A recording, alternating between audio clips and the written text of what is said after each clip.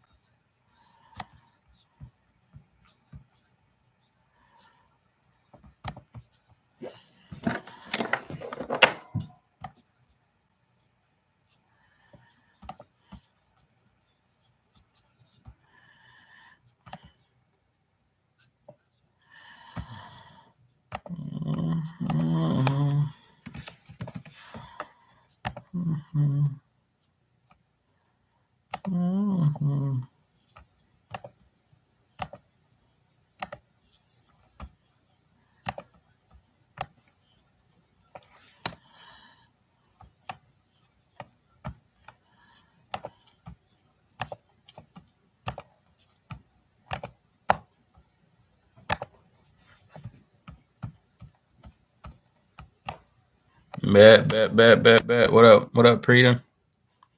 I'm gonna shower and go live too. I bet. 3 viewers, 3 likes. Oh, y'all got the routine down, bro. Yeah, I got the routine down. That's what I like to see.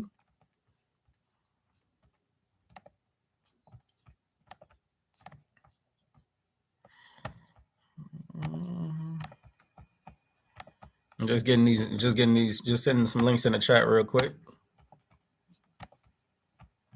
Mm, mhm, mm, mhm, mhm, mhm,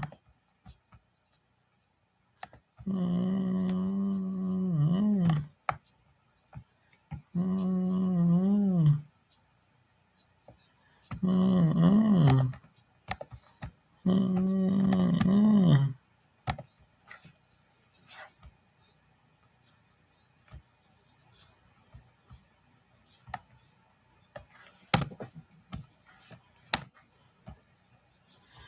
I bet, I bet. We got 4 people in here. What up, Shari or Sherry? Hi. I just started trading MNQ. I like futures better than options for sure. Yeah, a lot of people keep telling me to trade options. I'm like, I'm cool where I'm at.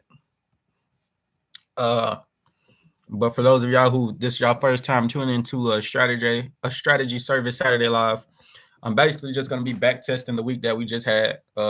Back testing my strategy. Just seeing how you know, just keeping my mind warm. So once Monday comes, I'll be ready. Always good to back test on the weekend. So normally when I trade, I come to the markets at 3 a.m. I trade on the 1 minute time frame, and I trade NQ.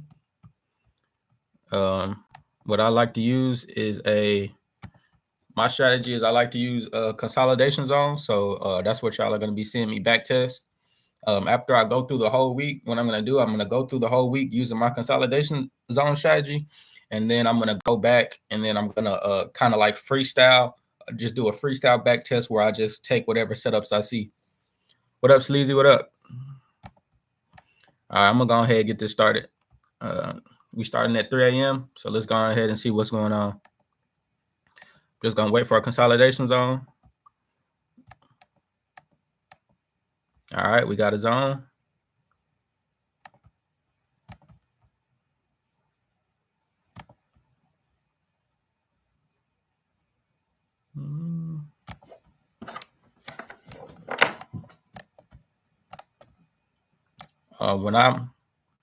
When I'm trading these consolidation zones, I used to just take whatever zone I see. I used to just take whatever zone I see. But now I like to check the trend line that we're in first, or the direction. Uh, it's gonna give me a second. It's gonna take a little bit for my brain to warm up. I'll get to explain this stuff better. But for the time being, yeah, I like to identify trend first. When we're on a clear uptrend on the 1 hour time frame. You can check the 4 hour time frame as well. On the 4 hour time frame, it's basically been a short term counter trend to the downside, but the overall trend is still bullish. So I'm pretty much just gonna ignore this and say that we're in an uptrend. Obviously, go drop down to the 30. What I like to do is what's called a top down analysis. What's good, fam? You got Discord, bro? I got Discord, man. Join the Discord. You're not in the Discord, bro? I could have sworn you was already in the Discord.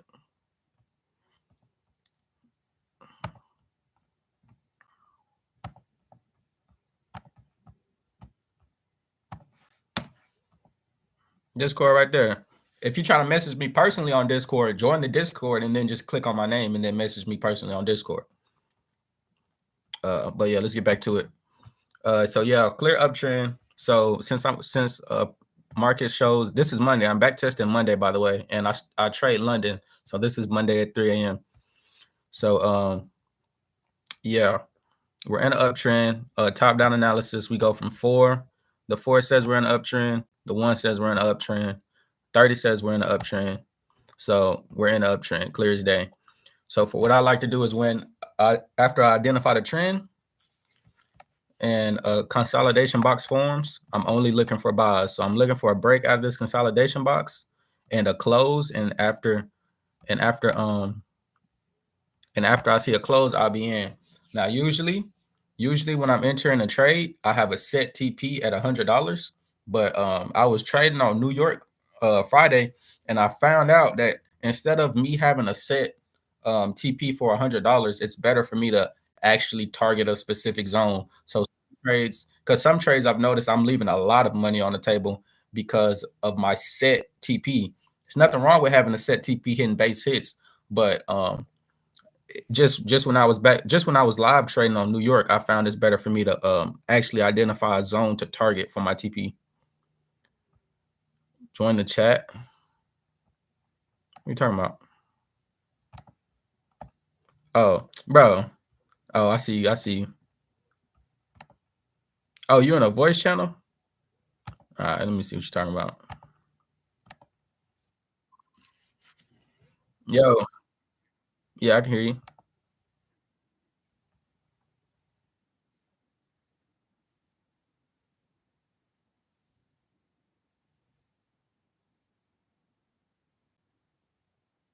Yeah.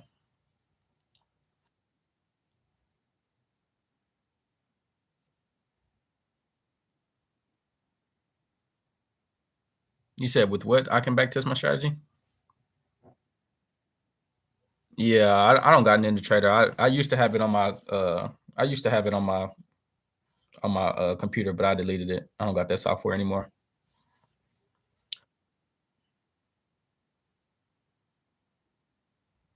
Yeah.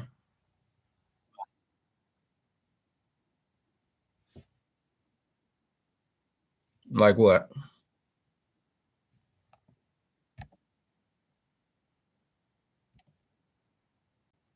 Yeah, I had an EMA. I had a non EMA on. I put it back.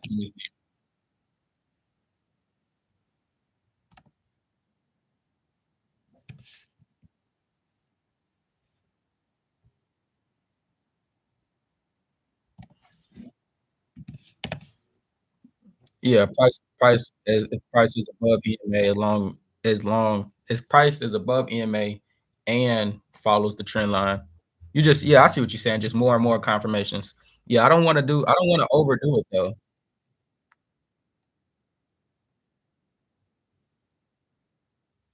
I mean, you don't have to always use the same one strategy.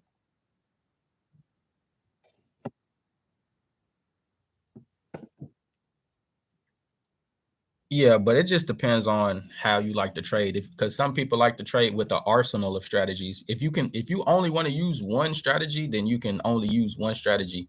But if you come to the charts and you know and you have a clear understanding of supply and demand and consolidation, there's nothing wrong with coming to the charts and taking both setups if you have a clear understanding of both of them.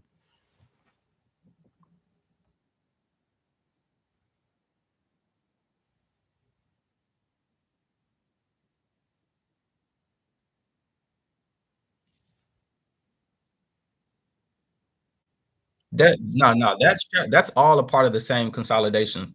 Like that's a confirmation. Like you're saying, a confirmation. Like the consolidation zone strategy is the boxes that you see on the screen. I just identify them with a rectangle. Once price breaks out of that consolidation zone, that's my entry signal. So that's all the same strategy. This is all just consolidation that you're seeing right now. But what you're saying is to add a EMA for additional confirmation. You said say that again?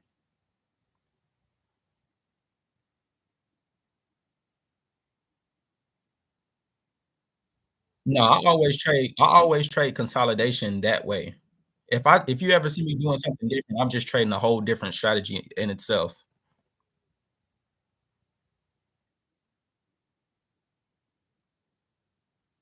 Like, I don't you probably haven't seen me do anything else because since I've been streaming, all I've been doing is consolidation. But if per se I didn't feel like doing consolidation, I just wouldn't identify this consolidation zone and say I wanted to do a supply and demand strategy. I just identify this supply zone. I mean this demand zone right here, and let's just see if it'll play out or if it's going to even get there. Okay, so it looks like price is just in a major uptrend. So we're just going to move to a different zone. This is another demand zone right here.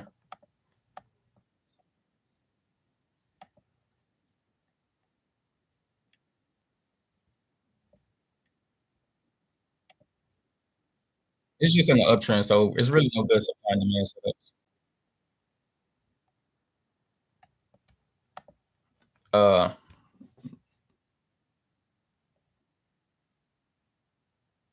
with what consolidation or with consolidation?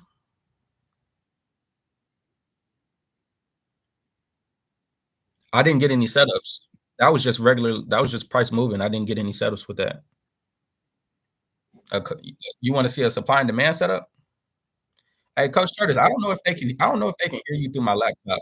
Coach Curtis, can you hear Sleazy talking? Because 'Cause I'm in a Discord call with Sleazy. I wanna know if y'all can hear him coming out the computer, or are y'all just hearing me talking?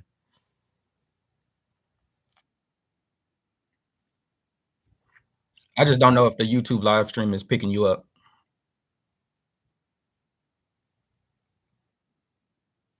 Okay.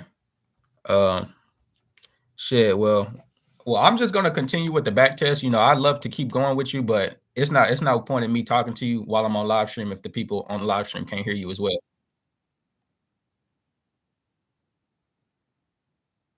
Yeah, but you're gonna be talking to me and I'm gonna be, responding, but they're not gonna know what you're saying. You see what I'm saying? Yeah. So I'm just gonna back test. Just whatever you want to say, just type it in the chat. Bet, bet. All right, bet.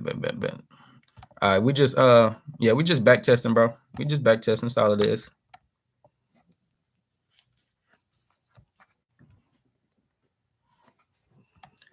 All right. So we're gonna go through. Um, we're just gonna go through. This is Monday. We're gonna go through our usual times. We're gonna start from 3 a.m. We're gonna start from 3 a.m. and we're gonna see if we can get a win streak going. We're just using consolidation. But what I will do is I want to add more. I'm not gonna add too much, but I just want to slowly, like with every back test session, I want to improve the win rate of, said setup without, because but obviously no matter how much you try to improve a win rate, you can still enter the week and lose some trades. But I'm just talking about easy easy like indicators or things that I can spot that would just clearly improve win rate. That's why I implemented looking for trend lines as well.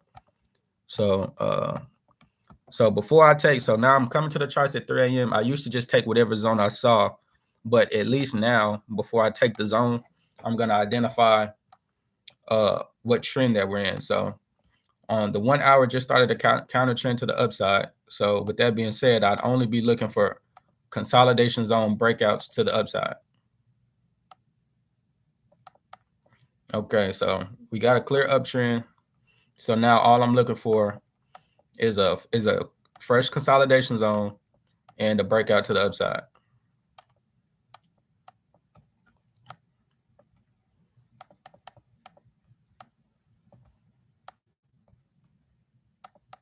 Oh, but what I said for the people who just joined, y'all know how I usually have a set 100 tip.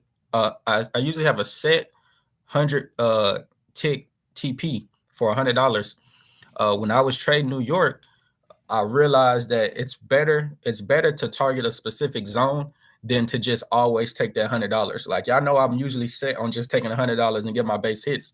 But if there's a clear zone and that TP would be $150 or $200 or even sometimes less, it would be better and it would heighten my win rate if I actually target a specific zone. Because if I have my TP set for $100, right, and there's a zone that at that $50 mark, it would be dumb for me to try to force that candle to break through a zone just to hit my TP. Like price won't do that. That's really a reason why I get one pip rejected so much, because I'm not identifying the zones in between my entry and SL. I mean my entry and TP. So that's another thing I'm going to be back testing. Okay, so we got a clean consolidation zone right here. I already identified it's an uptrend, so I'm only looking for buys. And we need a close above the box. There hasn't been a close yet. All right, boom, we got the close right here. So we'd be in. Y'all know I do y'all know my first SL of the day is always 50 ticks. But like I said, I'm gonna target specific zones now. So for some reason this looks super small. Oh, see, this is wrong. I'm like, this looks super small. This mug is at 5 ticks. I'm gonna set it to 10. Yeah, 10 and 50. I'm pretty sure is what yeah. All right, so this will be an example. So this will be my entry, but I'm gonna check the higher time frames, or even just stay on the 1 minute to see if there's any other zones that I can target for my TP instead of just having my set $100 TP. So there's nothing to the left hand side that really says that gives me any information. The only information I have is this previous wick high right here. So this would, instead of just hopping in with my template and saying this is my TP, I'm going to only target where the next identifiable zone is, just so there's no chance of me getting 1 pip rejected by it touching this zone and wanting to retrace. So I'm actually gonna be paper trading so we can actually see how these trades will play out. So boom. So this would be a TP smash, but let's see where that actually hits, or like how much that would be. Does it tell me? So this would only be for, if I was popping 1 contract, that would only be for $35. So kind of a, you know, kind of a dry trade, if I'm being honest with you. But you really, I don't know if this is quite correct. Is that quite correct? Seven ticks. 7 ticks on 2 contracts would be 70. So yeah, that's right. That's right. If I was only popping 1 contract, that would only be a $30 trade. But like I said, I'm just back testing to see if that's if this is a better method of going about it. So I'm gonna keep it going. I'm not just gonna stop right there with a $35 win. But if this was to be my target for that trade, let me exit this out because it's on 2 contracts. So yeah, I would have hopped in. I would have hopped in for the buy right here at the break above the consolidation. Like if we had more information to the left, I probably would have extended the TP, but there's literally no information over here. So there's really, I mean, unless I scale all the way out and I really wanted to, like, if I really wanted to find some more information, I could scale all the way out and go way over here, which is not, there's nothing wrong with that. There's nothing wrong with that. So I could have said, but I could use this information way over here, but like that's way too far away. This is literally December 30th. Like I'd rather just use the information that's presented on my screen. So although this would have been a pretty quick trade, you know what I'm saying, a win is a win, who cares? So this would have only been I would have popped the buy. I'm gonna redo it real quick.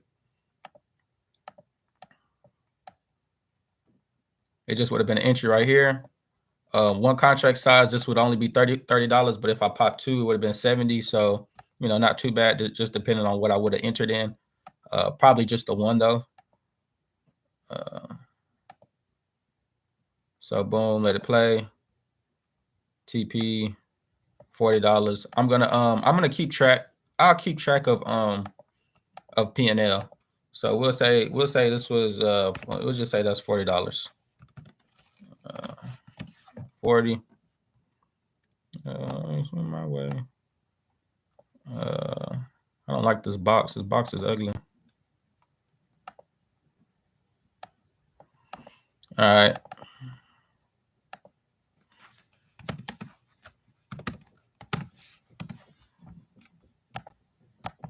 All right, so that would have been trade number 1. All right, let's just keep going. Y'all know I don't like taking the same zones over and over again, so this is useless. We already identified the trend of the day. So until price breaks below our trend line that we already set, which it probably isn't, we're just only taking buys. So boom, we got another consolidation zone right here. Let's wait for the close. All right, we got the close. Typically, all right, so because now I'm looking at it, that me targeting specific zones would only work if the zones are present. So if I'm hopping in trades and there's no good zones to the left, then I'll just do my default $100. So that's actually I'm obviously implementing this as we go. So that makes a lot more sense. Like if there's no zone to the left, if there's no real clear zone to the left, then I'll just target the original 100. So we're gonna start this over. So this would have been the entry, and it actually would have just been, we're gonna say we hop in with our default position. I don't know why this is at. All right.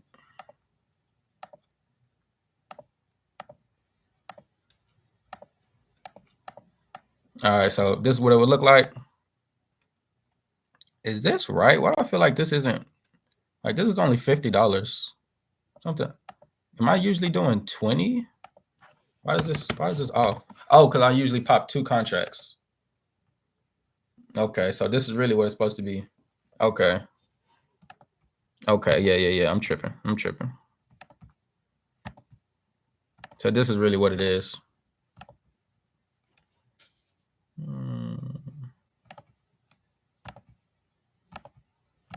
All right, so this should be correct. All right, so this is where TP would actually be. All right, let's start this over again. So that's 100. Keep in mind, I actually did trade this week, and I didn't do too good. So that's why I'm going through back testing, seeing what I could have implemented to profit more. All right, so here we go. We got another one. We got another zone.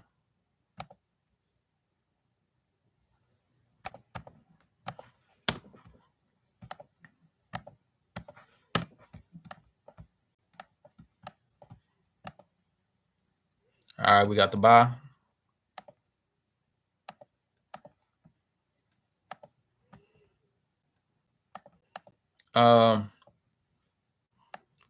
I want to know. I am trying to think. Because my RR to start off is already negative, right?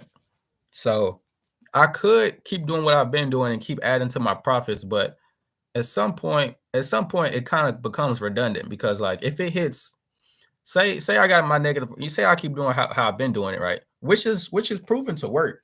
But like I said, you always want to seek to improve, per se, because especially after a losing week, you gotta go back and review and see little things. You don't want to change up the whole strategy just because you had one losing week, but you do need to see little things you could have changed. So I'm not usually I would have added those profits to my SL right now. I would have been at 70. I would have been on a 70 tick SL right now. But since SL is really kind of already negative, like I could probably just keep it at 50. You know what I'm saying? It's really no reason to keep extending it. It's already negative. I'll probably only add profits to my SL if the zone that I'm targeting is farther than expected. So, like I said before, there's really no information to the left, so we're not targeting in the zone. We're just targeting the default TP. So we're gonna pop the buy. All right, that would have been a TP smash. So another 100.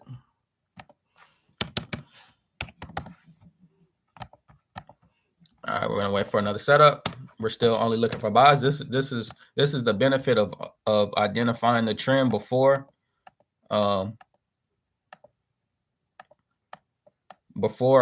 taking your consolidation zone setups, just so you already have a bias going in. Like we're in a clear uptrend, so even if price breaks below this consolidation box, I won't take that trade.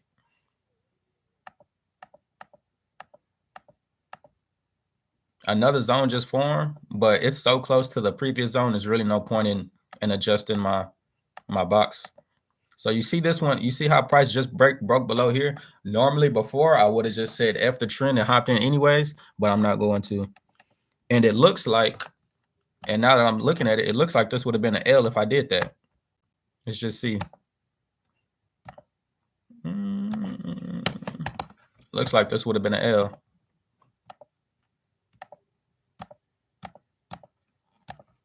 It would have. So that right there is just a clear example of why you should identify trend before taking these consolidation zone setups. Simple as that. So I wouldn't have took that, but we would wait for a buy. So like I said, this is another example. Like this zone is just still so close to our original box. I don't really like changing my boxes after I already marked it. So I'll just wait for it to break out the one that I originally marked. So we get another break. There's still no information to the left side to identify the zone. It's probably not going to be any information for this entire day. That's just how Monday was set up. But Tuesday, when we get to Tuesday, it'll probably be a better example to show of that. So same setup. And this is me back testing without adding any SL changes. So yeah. Let me see how much this is risking real quick. Okay, so look, we're only risking 100. We're risking 250 to make 100. So if this trade wins, all trades going forward, even if we take a L, we'll still be in profit. So if I do it like this after three wins in a row, my next loss, I'll still be in profit. Meanwhile, the way I was doing it before, even if I took 3 wins in a row, since I was adding all my profits to my SL, after my very first loss, I would have been negative. So I'm just making the negative RR strategy just a little bit better. I'm just trying to make a negative RR strategy just a little bit better week by week. So we're gonna hop in this trade. All right, it would have been TP smash. That would have been $300. As y'all know, I only go for 1K a day. And once I hit 500, I up my contract sizes to 2. So once if we hit 5 in a row, if we get to 500 PNL, I up my contract size to 2, and we'll go for 1K. If we hit 1K, if we hit during this back testing, if we hit 1K profit or we hit $500 drawdown, I'm just gonna move on to the next day.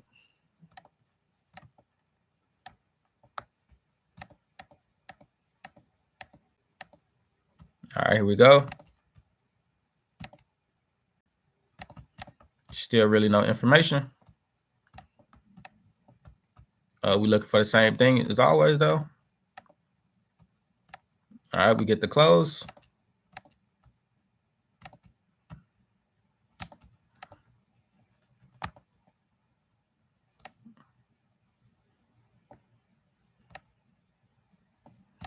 All right, let's see if we get it. TP.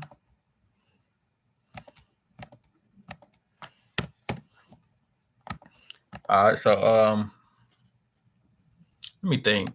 400 and I up the contract, or 500 and I up the contract?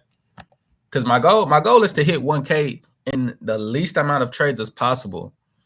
So let's see. If I up my contract size, I would be going for 200. So that would be 6, 8, 1,000. That would be 4, 5, 6, 7. All right. So it makes more sense for me to up my contract sizes when I hit 400.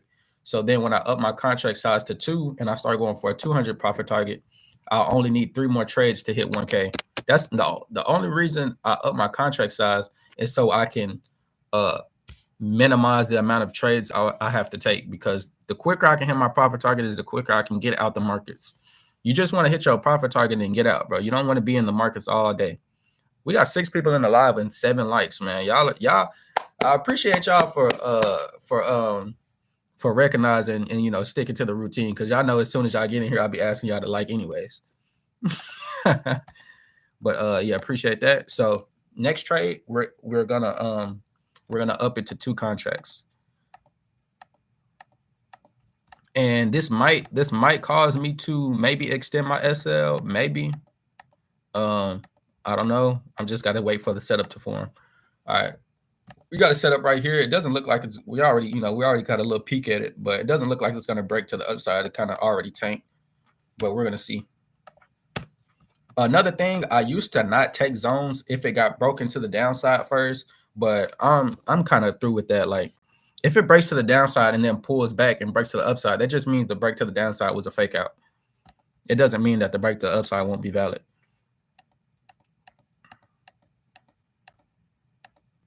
All right, we got another zone. So since this one already kind of like this one already broke and played around for a while before this zone formed, I'm gonna delete that one. Like I really don't care about that zone anymore.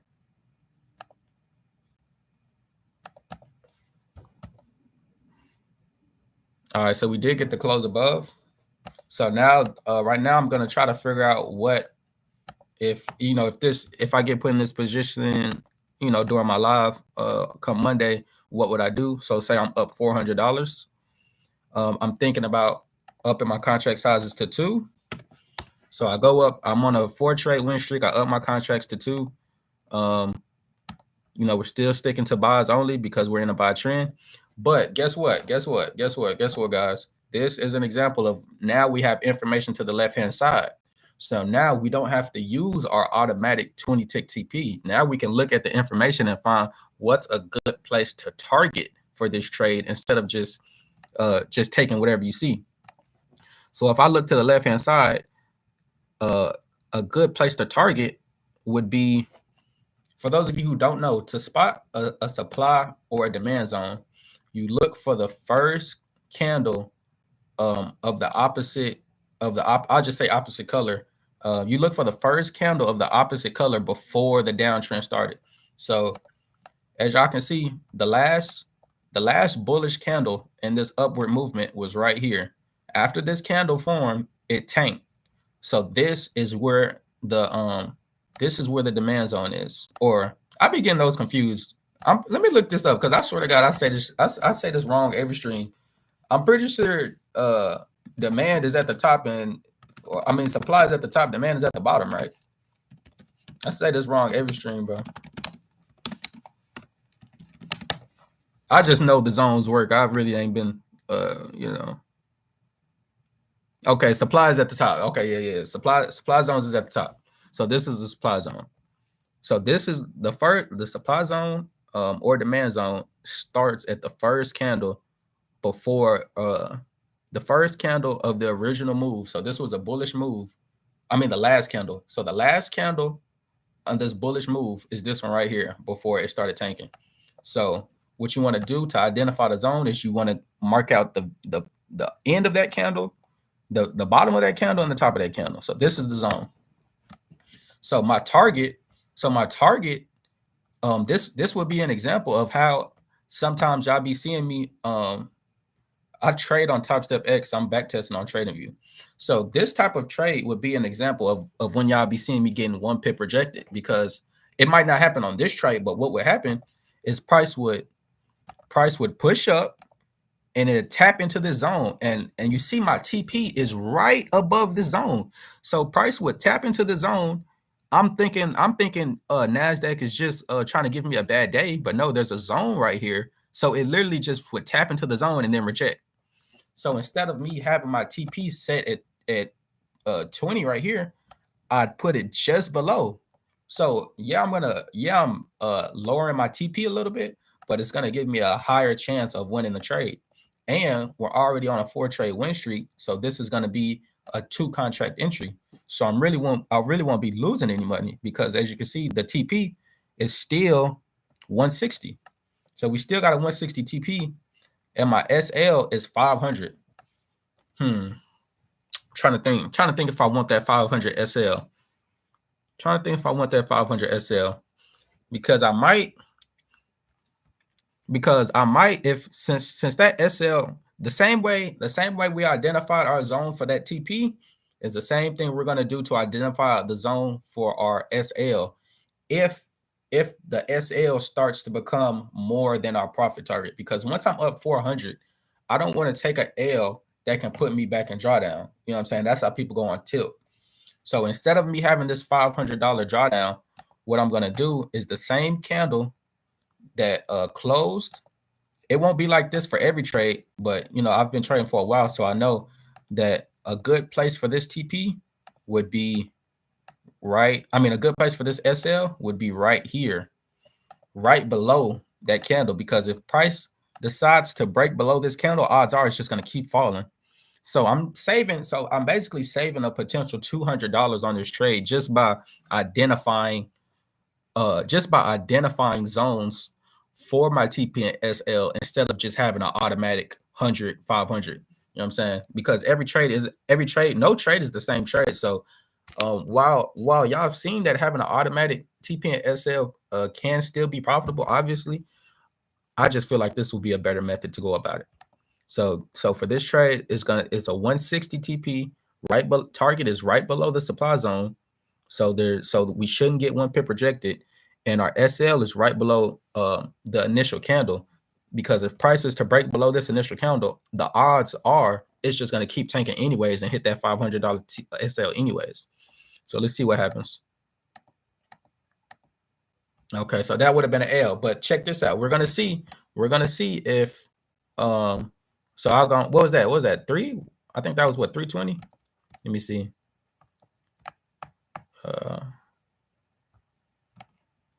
But what we're gonna see if what I just said was correct. So 320. I'll just go ahead and subtract that. Still in profit. You know what I'm saying? Obviously nobody wants to lose, but we're still in profit. So like I said, that SL originally, my original strategy, my SL would have been at 50. So we're gonna see if did I save money or should I have kept it, or should I have kept my strategy as it should have been in the first place? Exactly, just like I said, if it was to break below that candle in the first place, it was going to hit that 50 tick SL anyway. So there's really no point in having. I legit would have just wasted another. I would have just wasted an extra 150 for no reason. You know what I'm saying? The trade would have lost regardless. So that's just is what it was. So these are the slight improvements that I like to make over the weekend that is gonna just help me more and more and more. This is what I recommend y'all do. No strategy is perfect. You got to practice your strategy every day, or at least every weekend. You practice on the weekends, you perform during the week. Simple as that. So like I said, I'm gonna keep going until I hit a $500 drawdown or 1K in profit. But since we're back down to 80, we're back to our original one contract entry and 250 SL. Simple as that. Still only looking for buys though. And for those of you who don't know why I'm only looking for buys, I mean we've just been in a crazy uptrend since January 2nd, and it's January 6th. So that's why. So let's just keep going.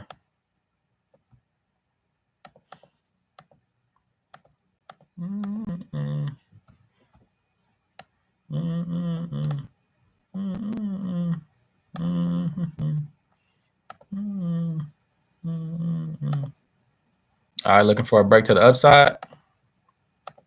Keep in mind, I'm back testing.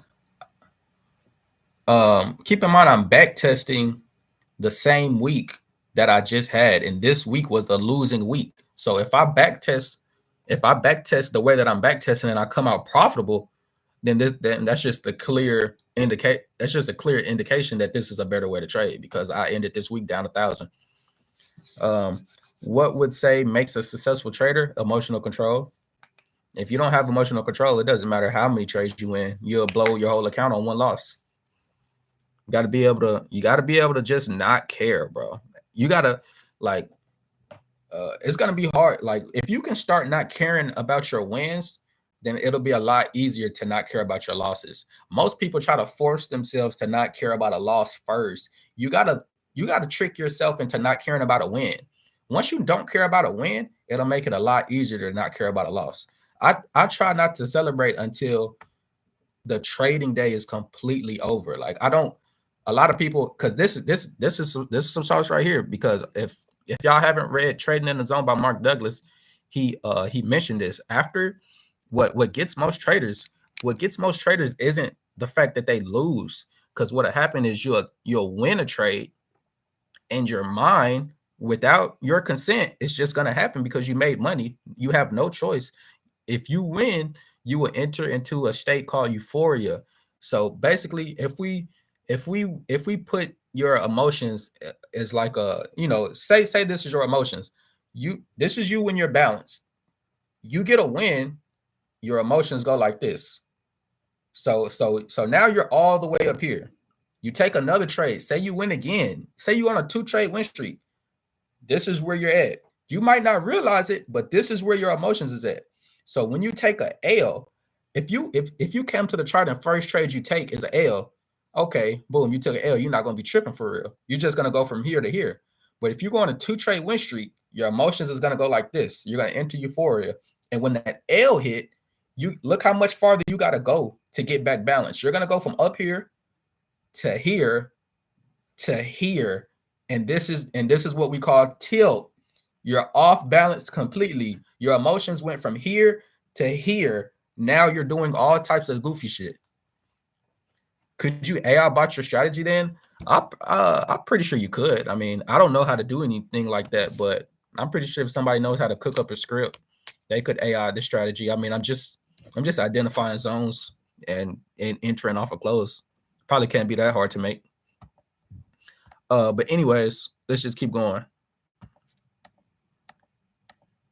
But be wary when y'all are on a win streak, because that's when you're closest to doing some stupid stuff. Because I promise you, you'll think, because you're not even going. It's so sneaky you won't even realize it. You'll just be winning, and then all of a sudden you 3 trade win streak, and you start thinking you're the best trader in the world. So when that L hits, it's gonna bring you down so far, like you're gonna be crushed and you're gonna do something dumb. So when you win, you need to be right here. When you lose, you need to be right here. Or at least when you win, just go like right here. As y'all see when I'm live streaming, when I win, until that last trade hit, when that last trade hit, I probably go to like right here. But trade by trade, I'm like, I get a win, good shit, good job. I take a loss. All right, fuck it. That shit suck. I ain't going from here to here, and I ain't going from here to here off every single win you get. If you do that, if you do it like that, eventually you're gonna blow your account because your emotions are too out of control. You're gonna do something stupid. It's 100% chance that you're gonna do something stupid. So let's go. We're still only looking for buys. Damn.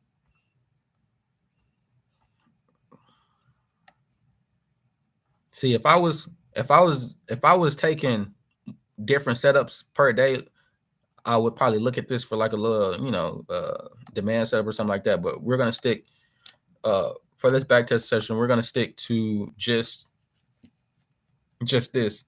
But even though this is a back testing, yeah, I live stream every day 3 a.m. I'm finna start. I'm thinking about double live streaming because yesterday I oh yeah, on Friday I streamed at 3 a.m. for a London session. I had a losing trading day on my funded. So then I went and got a combine and I traded 10 a.m. New York session. And shit, we had like damn 400 members in that live. So I might start double live stream. I might live stream London and live stream New York. But yeah, my London session starts at 3 a.m. And if we're winning, it'll probably be like from 3 to 5, something like that. 3 to 6, maybe 7.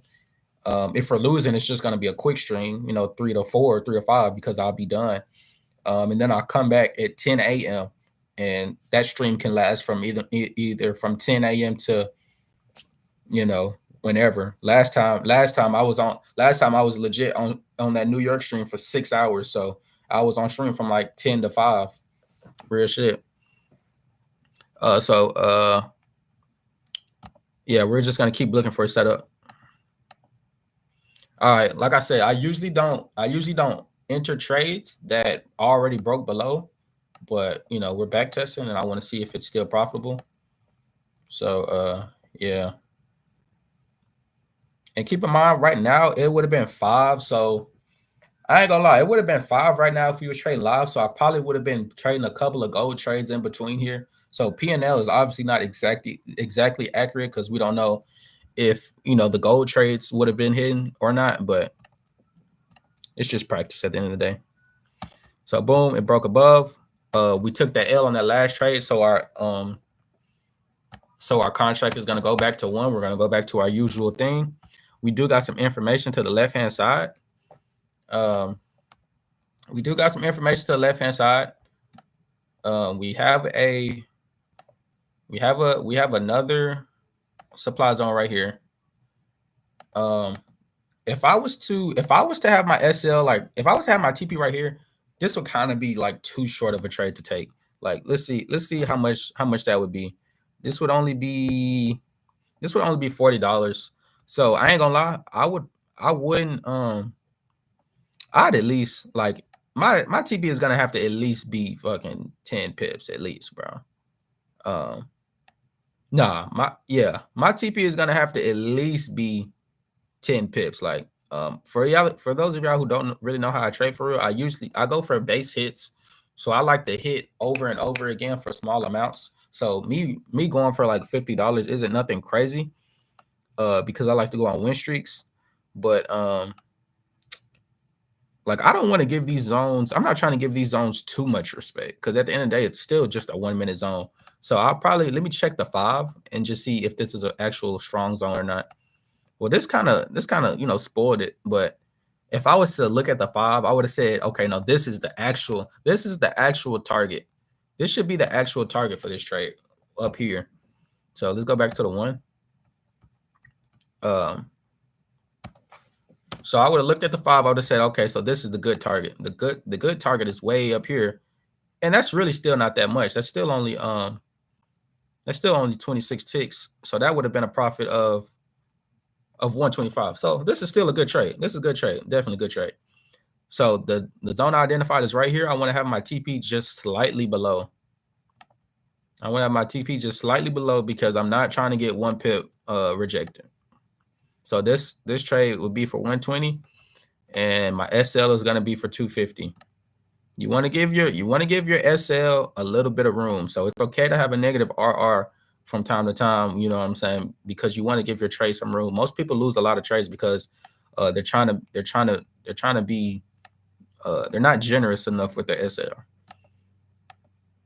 All right, so that would have been a TP smash. I think we said that was 125. So let's just add 125 to 80. What's that? 95. What's that? 205. Seemed like 205 to me. All right, so we're up 205, and let's just keep going. Like I said, once we hit a 400 profit target, we're gonna up the contract size to 2, and we're gonna go for 1K. We hit 1K, trading day is over.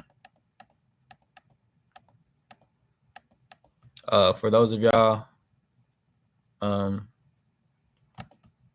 who just are getting in here, I'll go ahead and send a link to the Discord in the chat. Discord be turned up. Everybody sending profits. You know, sometimes they send L's. We're real traders, not fakers. So, you know, we win and we lose. But, you know, at least you'll have some people to talk to about it. All right, so let's just keep going.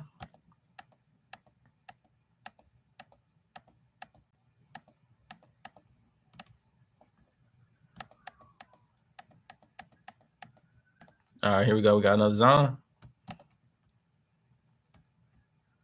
So what I'm probably gonna do is I'm probably gonna identify my TP on the 5 minute time frame instead of the 1. I'm probably gonna identify my TP on the 5 minute time frame. All right, so we got another close. There's no information to the left hand side on the 1 minute time frame. So I'm gonna go to the 5, and like if you ever trying to look for information to the left hand side and there's just nothing over here, like you might as well just stop looking, because the information that you will find is at that point is just going to be too old. So you really don't even want to. You don't want to. Like that's really irrelevant to me. If the information is like over a week old, like I don't even care about it for real. So we're just gonna use default TP. We're still at 1 contract. $100 TP. 250 SL. And let's just see if it plays out. All right, I'll be TP smash. So one more trade and we're gonna be right back at our 3 contracts. I mean, right back at our 2 contracts. All right, we got another one. Let's get this out the way.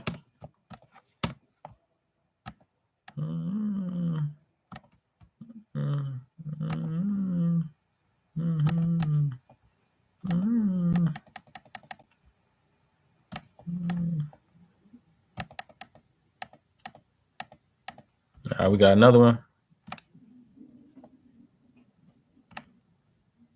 We're only taking buys. All right. So we do got some information. I'm pretty sure I should be able to find some information on this right hand side. Okay, so we look at the 5. We got a resistance right here, and then we got a wick resistance right here. If there's 2 resistances that's close to entry, thank you. I like using levels from the ICT kill zone indicator on gold and NQ. They're always playing those levels. You know what? I'm glad that you brought that up because I used to trade kill zone. I used to trade kill zone when I was trading FX. I used to trade kill zone on gold. And basically kill zones is, for those of you who don't know, kill zones are session highs. So the kill zone is going to mark out the session high of everything. So usually once price hits a kill zone level, it's just going to liquidity grab. So it's gonna push above it real quick and then tank right down. So yeah, that's definitely a profitable strategy. I'll throw it on. It's no guarantee I'm gonna keep it on, but I know that it's a profitable. I know that it's a useful indicator. It might not be as useful for my strategy because the kill zone indicator is kind of really for the kill zone indicator isn't really for people on a 1 minute time frame, to say the least. Unless you just happen to come to the market and price is right. Unless price is right by the kill zone. I trade divergence, but I seek those levels. Yeah. It's ICT, yeah, because that was definitely the wrong kill zone indicator I just clicked on. ICT plus. Oh, I see it. Oh, this looks like a new one. This looks like a new indicator. Let's check the 30, see what it's looking like. This the one you be using? The one I used to use look different than this. Is this the one that you use?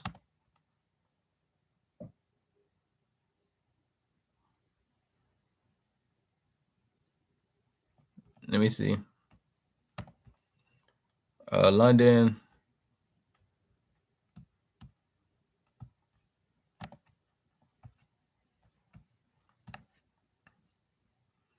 Yeah.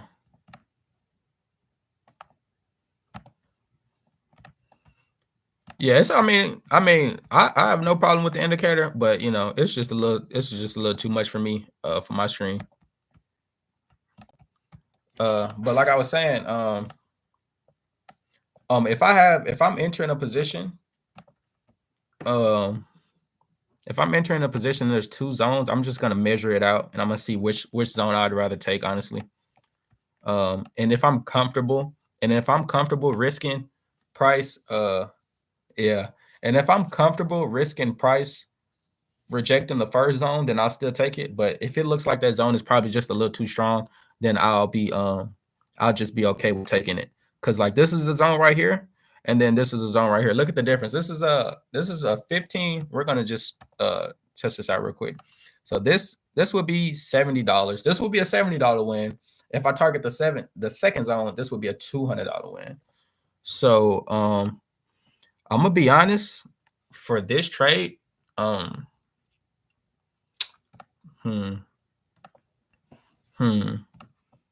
it really just depends on which one do you believe. Okay, so what I see here, so for me, how I do it, what I see is this zone is kind of tight.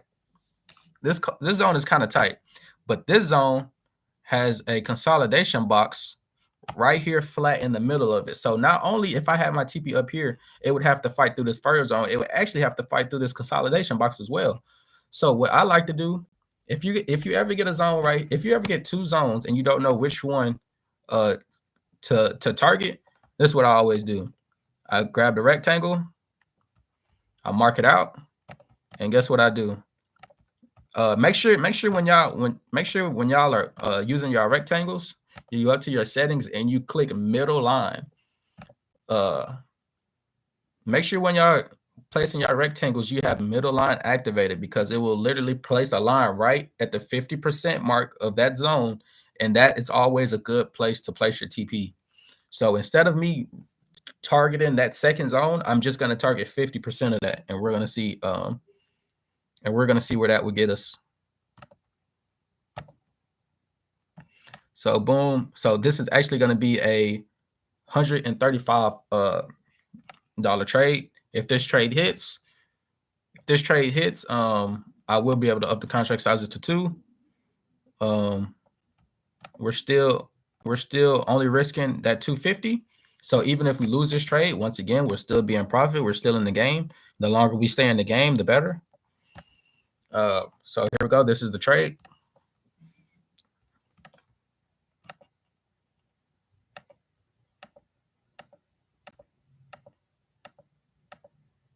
Got me. Let's see if did it reject? It didn't even get either one of those zones. I don't think it got to either one of them. So it's not even that it rejected the first zone. It didn't even get to the first zone at all. So this just would have been just a flat out L. And like I said, I had a negative week when I live trade this week. So it's not going to be a surprise that that if I go negative during this backtest session either, because obviously it just was a bad week for my strategy.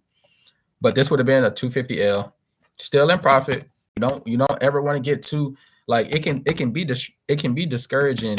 What was I at? I was at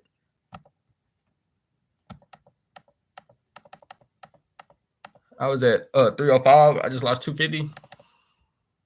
Shit, $50. It can be discouraging when you go up in profit and then you take a L and it brings you back down. You know what I'm saying? It can be discouraging when you go back in profit and it brings you back down, but you gotta stay right here. You know, you can go right here, you can go right here, but you can't go right here, bro. The moment you go right here that's when y'all account get blown. So boom, that's just another L. But honestly, we're already entering into 6 a.m. So we're gonna call it a wrap for the London session.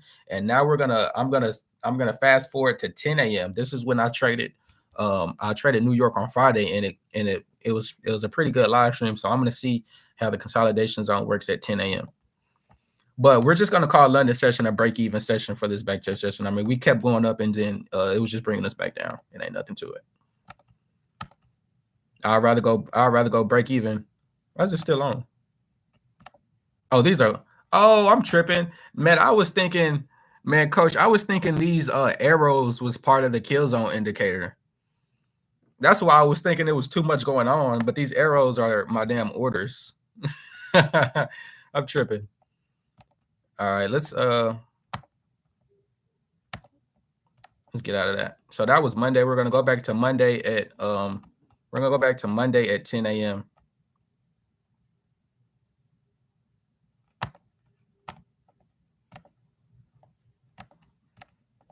All right, here we go. Same thing.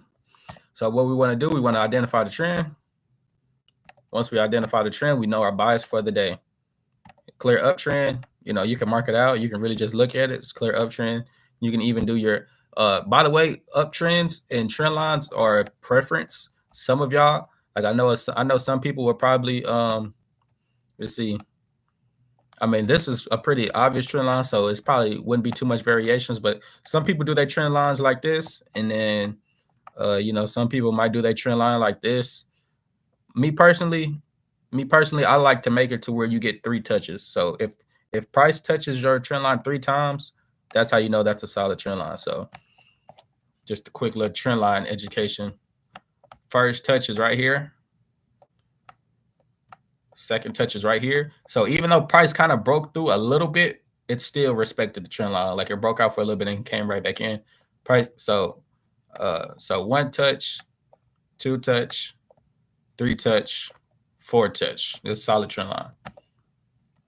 So we're in an uptrend. We're only looking for buys. Simple as that. No point in going against the trend. That's just going to automatically decrease the probability of that trade winning. Yeah. All right. So this is New York session 10 a.m. I like to wait for new zones to form. I don't like to take the first zone that was already there. So let's just keep going. We're going to wait for a new one to pop up. All right. There goes a new one. I mean, it looks like it's going to break to the downside, but we're going to still mark it out.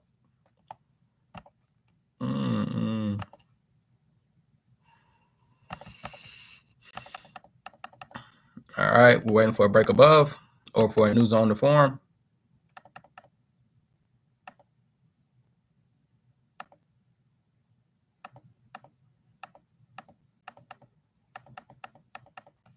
It's not trying to give it to us.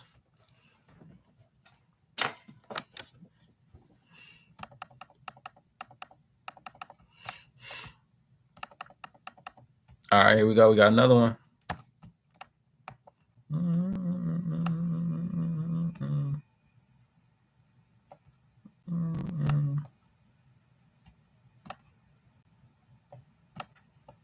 All right, first trade. We're just completely restarting. So first trade is gonna be what we usually do. Am I trading on a trackpad? Like a laptop pad? Hell yeah. I just got a regular laptop, man. I just got a regular laptop. I don't got no crazy monitor setup like everybody else do. So yeah, I don't know if you can see it. It's just a regular laptop, bro. Probably can't see it. It's just a regular laptop. Lenovo GeForce NVIDIA. So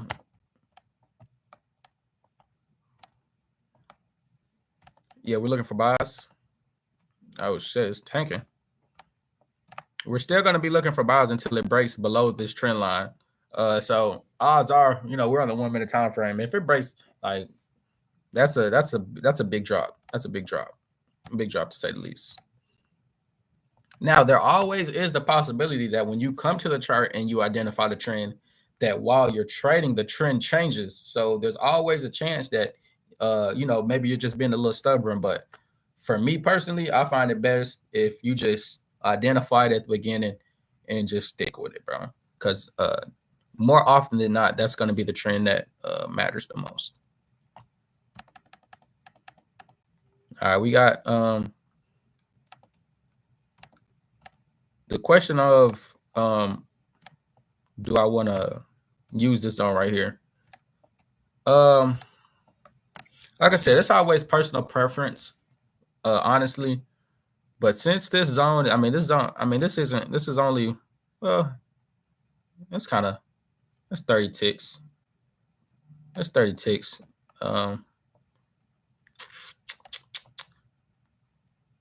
It was only 2 candles outside the box, so that's kind of like fake out. That's if it's not multiple candles that closed outside the original zone, I'm just gonna keep the original zone. So I'm not even gonna mark this one up. I'm just gonna ignore it. That's personal preference, though. Yeah, it's respecting that the other zone very nicely. So far 10 a.m. This is crazy. 10 a.m. 10 a.m. during New York session. We came to the charts at 10 a.m. It would have been 11:30 and we wouldn't have found a single trade yet. Because when we came, we identified the trend as uptrend, but as soon as we hit the markets, it started tanking downwards. So obviously there's not going to be any setups. Now y'all could maybe say, okay, it's tanking. Let's start switching and taking sales. But I would just say NQ isn't getting any setups, and I'll switch to gold. That's what I do instead of trying to force a sale when you said you was only going to take buys. But it is approaching this trend line, so.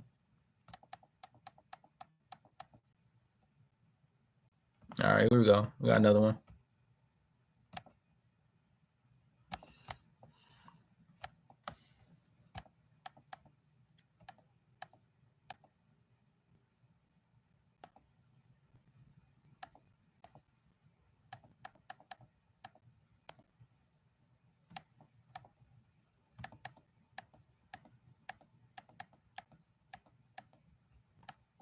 Yeah, it's not giving any buys.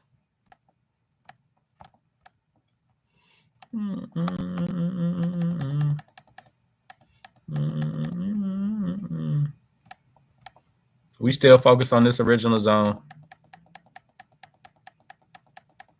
Okay.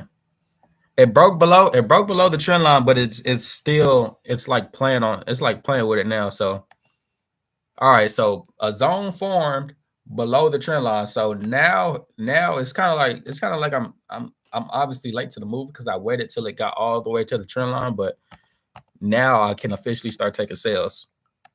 But now it's back above the trend line. So guess what? If it breaks below, I'm allowed to take a sell because this box is formed below the trend line. But as long as it's still above, I'm still looking for buys. Simple as that.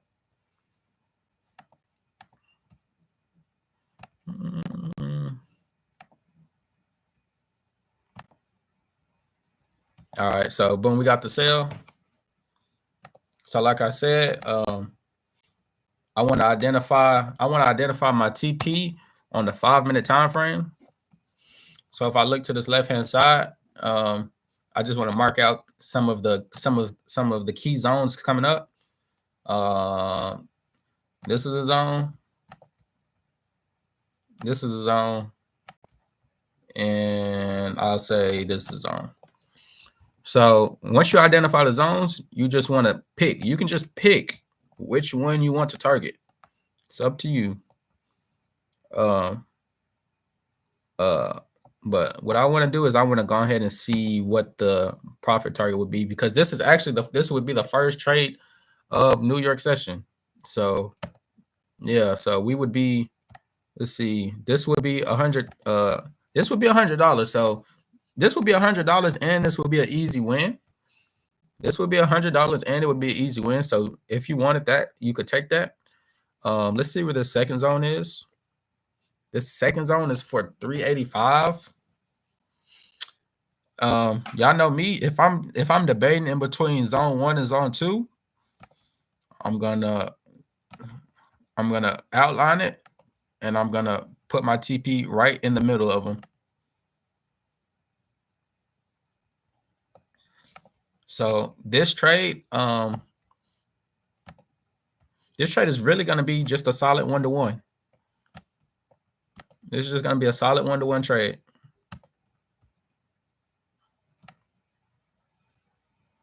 $250 for $250. So this will be the first trade of NY session. Let's see how it plays out. All right, TP smash. Simple as that. Simple as that. So that would have been $250 to start off the day. Once we hit 400, we'll be able to up our contracts to 2. I'll go ahead and list it. What was that? 250? Yeah. So we are, like I said, we are now below the trend line. So we're just looking for straight sales now. Simple as that.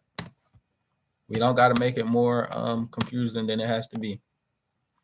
So I do like the fact that I'm identifying my TPs on the 5-minute time frame now. I do like that. Definitely going into Monday using that.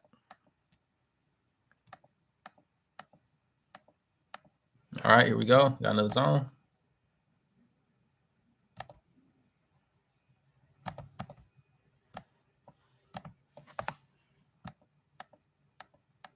Only looking for sales since we're below that trend line.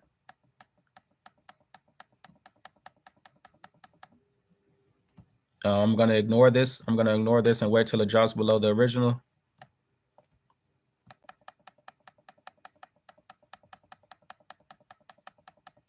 All right. I kind of fat fingered that, but here we go. This is where the zone would be.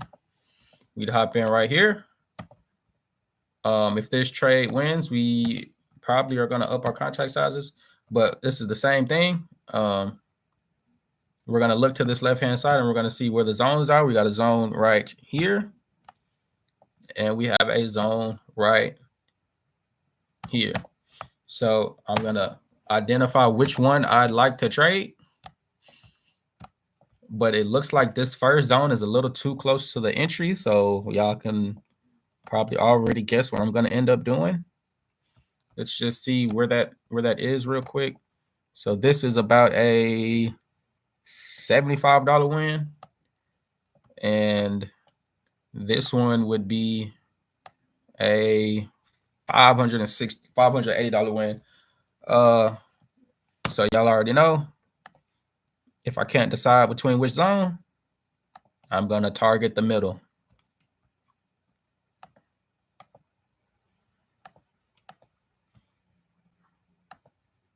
So this is what this trade would look like. I'm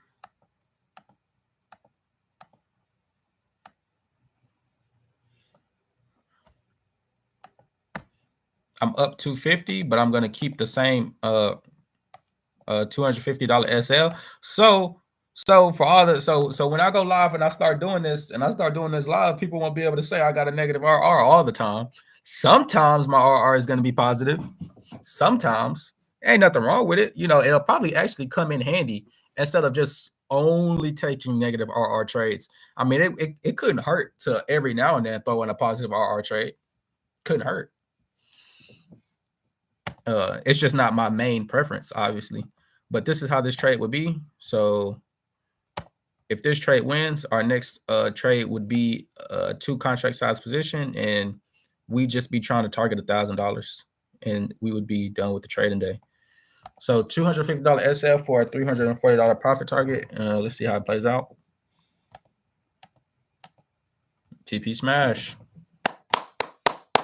I forgot how much that I just said that was that quick.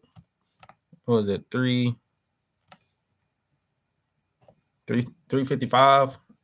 What's 355 plus? I gotta pull up my calculator, man. 355 plus 250. I mean 335 plus 250. That's 585. So yeah, we are now at 2 contract size, 2 contract size territory. We're only looking to make $1,000 a day. So no matter what our TP is, next trade, we're only looking to make 1,000. 1,000 is our daily profit target. So once I hit 1,000, I lock my account out. That's what y'all got to make sure y'all have a daily profit target. Y'all don't want to just come to the chart. Y'all don't want to just come to the charts thinking, oh, let's just see how much I make today, because you're gonna start to. That's how greed comes in, because you don't since you don't have a profit target identified before you come to the charts. If you start to have a good day, you're just gonna say, let's go for 10,000. Like you're gonna start saying some ridiculous stuff. So you need to what I recommend is you come to the charts with a set profit target. Your first profit target that you got in mind, say it and then cut it in half, and that should be your profit target. Because the first one that you say is gonna be some bullshit. So take the first profit target that you say and then cut it in half. Like my original first profit target was 1,500, so I didn't cut it completely in half, but I cut 500 off, because what I realized is when I was trading, as soon as I hit 1K, I was like, do I really need 1,500? Exactly. You don't need it. So whatever number that you first think you need, just go ahead and cut that in half, and that should be your real profit target. So yeah. So boom, we're at 585. We're still only looking for sales. So far this is Monday. London session was a break-even day, and so far New York has us in profit. But it's not over until we hit that 1K. All right, so here we go. We got another zone. All right, swim my way. Shorty, swim my way. Mm-hmm. Mm-hmm. Mm-hmm. Mm-hmm. All right. All right, let's see if we can get another sale. Drop a like if y'all enjoying the stream. It looks like most of y'all already did, but if y'all haven't, I'm saying, just go ahead, drop a like. Let's get 10 likes.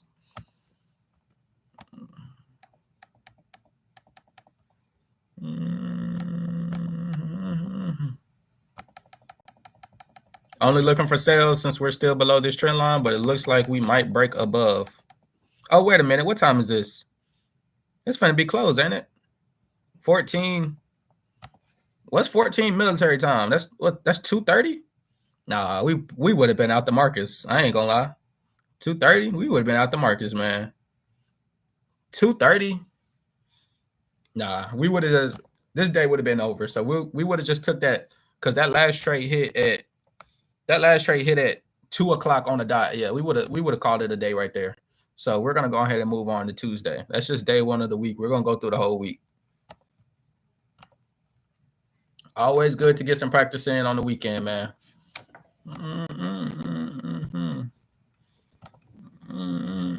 All right, so we're gonna start over back in London session, trading the same way. Trading the same way. We're just trying to make minor improvements.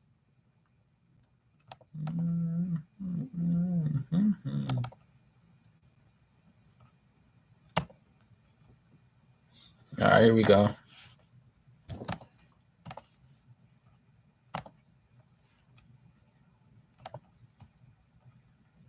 All right.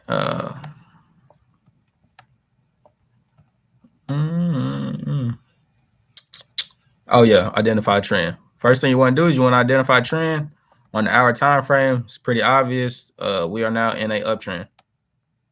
I wonder if there's just a clean. I mean, I like to identify them. I always like to identify my trend lines myself, but it's always look at that. The same dude who does the same who made the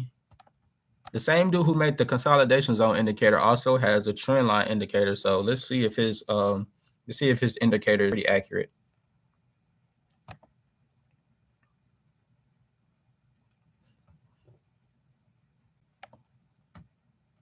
Oh, it just oh no, here we go.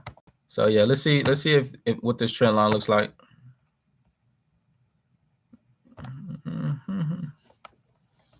I don't even see nothing. Okay. So oh,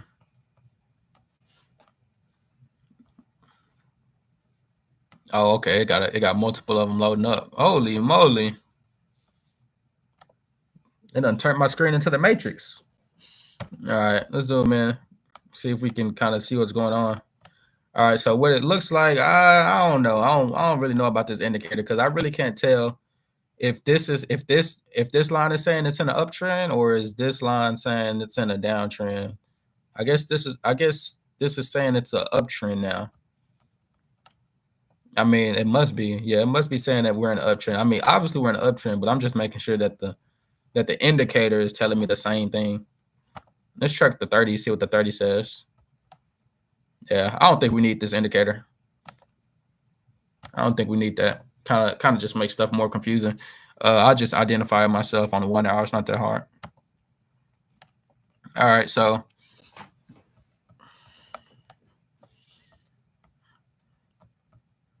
and sometimes trend line indicators are taking in too much data. Like it could be telling me we're in an uptrend or downtrend from 2 months worth of time. I don't need 2 months worth of data. I just want to know for these past couple days what trend we in, and we're in uptrend. 3 touches. All you need is 3 touches, and you know what trend you're in. So yeah, uptrend. So we're only looking for buys. Same method. Same method. All right, 3 o'clock. Let's look for the zone. So Monday was a profitable day using this strategy. Here we go. Guess we don't even really need this on the screen. So this was the zone. It already broke out. I'm going to identify my TP on the 5-minute time frame.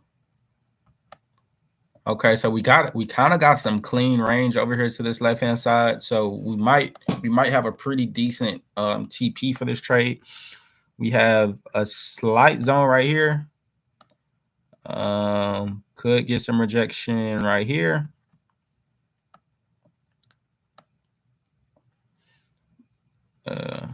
Could get some rejection right here. Matter of fact, we're gonna see because it's always good. Even it's good to be able to identify these zones with your own eyes. But every time you identify a zone, every time you mark out a trend line, every time you identify a consolidation zone, you're using your brain power. You know what I'm saying? And in this game, you need to have as much mental strength as possible. You want to kind of conserve your energy. So even though I could mark out my own zones, I'm gonna check if there's uh just a simple indicator that can just mark them out for me, just so I don't have to stress my mind trying to look for them. And and in real time, you're probably not even gonna have the time to do all that. So it's not necessarily support and resistance. I'm kind of just looking for levels, kind of just looking for like key levels, not really support and resistance. So let's see what we can find. Um, nah, I need something tighter. Because if it's just telling me the level is right here, like I'm not taking trades for that long. Maybe if I go to the 1 minute, it'll drop it a little bit. Let's see how far away this is. Probably gonna choose a different indicator though. Yeah. We're gonna see. We're gonna see if we can find something that gives us a little bit more data. So let's see. I'll do support and resistance. Support and resistance levels. Let's see what pops up. Nah.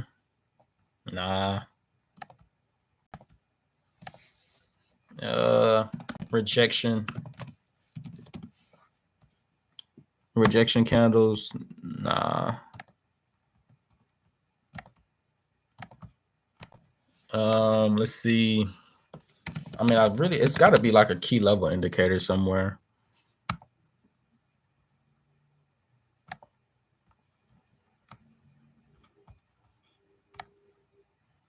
Nah.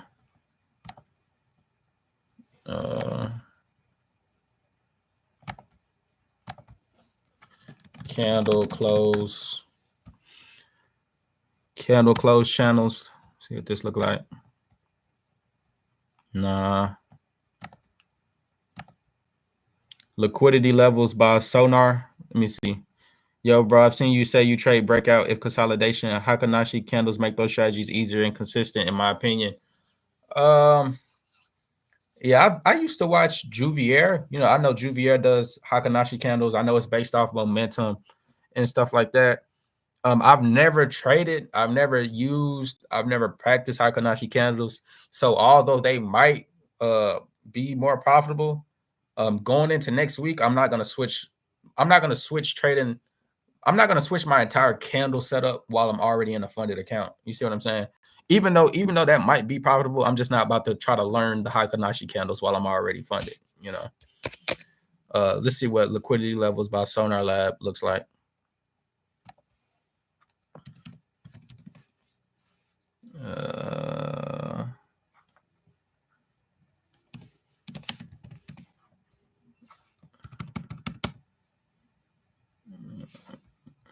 Oh, I see it. Liquidity levels on our lab. All right. All the zones, okay, hold on. It got a zone right here.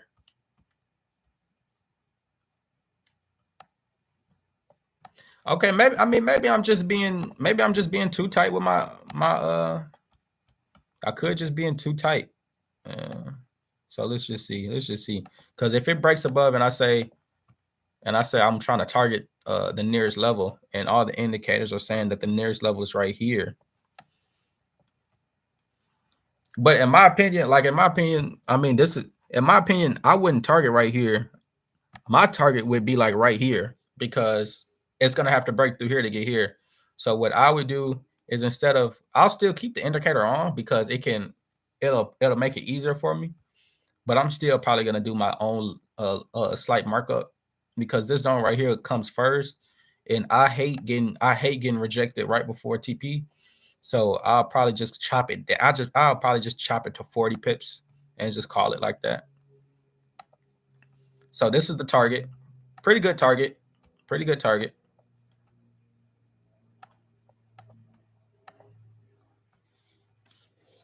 But if you ever feel like trying something new, I would def hop on and practice account. Yeah, for sure. For sure. All right. Shout out to 11 people in the stream, man. Let's get 10 likes. Especially if this trade wins. Especially if this trade wins, let's get 10 likes. So this is going to be TP, 40 pip TP. This is the first trade of Tuesday, London session. If I recall correctly, I lost my first trade on Tuesday. But, you know, this is we're back testing. This isn't live. So, you know, maybe I did something different.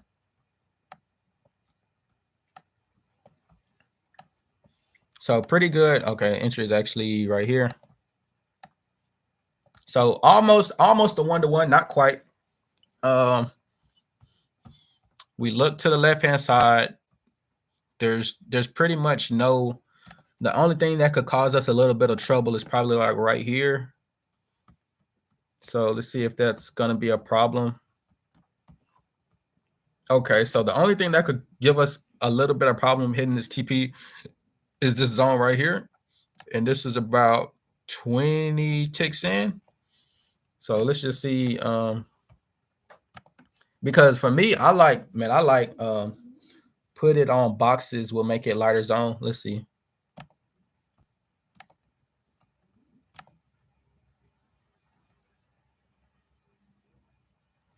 Where oh, high box or what should I do? I gotta heighten the opacity or lower it?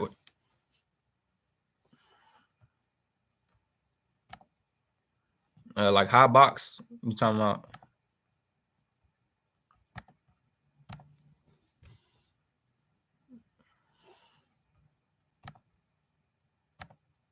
Oh, boxes. I mean, it say boxes already on. Take the lines off. It say boxes already on though.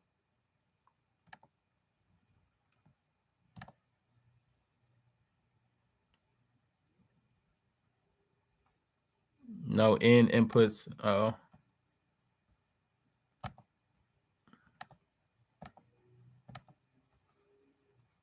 It just says show or remove.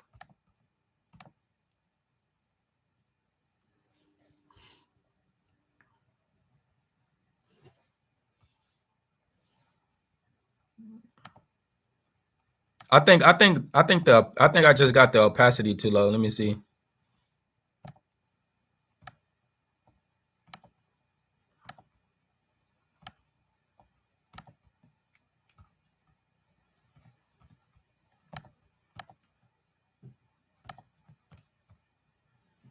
No, that didn't do nothing.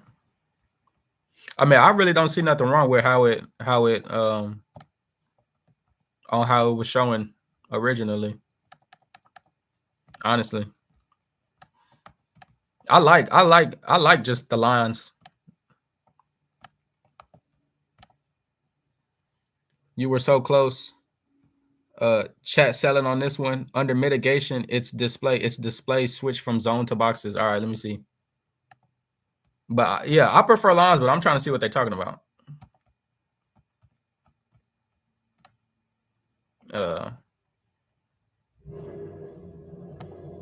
Okay, under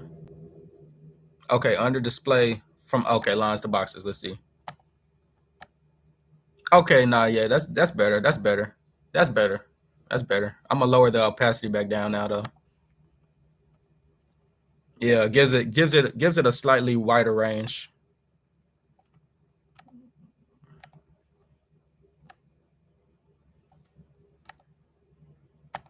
Okay, yeah.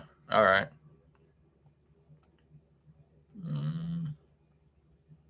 I want to see if I can change how far they extend.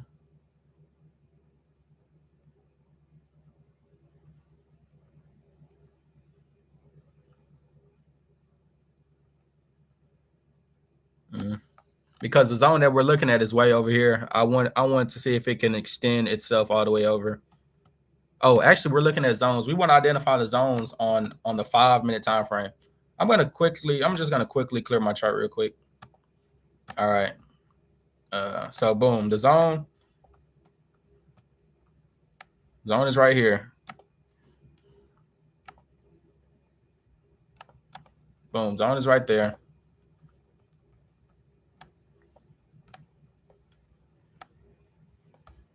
This is where our consolidation box was. So boom. So this would be ideally the profit target. We haven't completely decided that's where it's going to be yet, but that is what it's looking like. First trade, it'll be one entry. So this TP would be that's cool. Yeah. 225. That's cool. That's cool. So we're gonna put the SL right below that zone. So 210. So 210 for 250. Solid trade. Solid trade. Solid trade. All right, so let's see how this trade plays out. It's first trade of Tuesday, 3 a.m.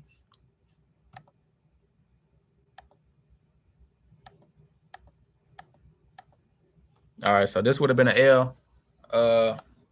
Just a flat out L. Nothing to it.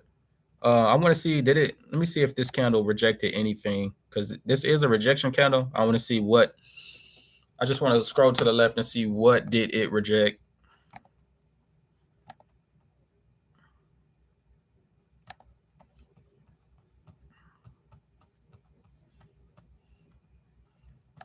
Okay, so it was just a slight, and this is the exact zone. This is the exact zone I marked out that I said it might give us some problems. So it did, in fact, end up giving us some problems, but you can't always predict that, because on the 5 minute, this is pretty much irrelevant. That's only a strong zone on the 1 minute time frame. So you win some, you lose some. You just gotta take that one on the chin.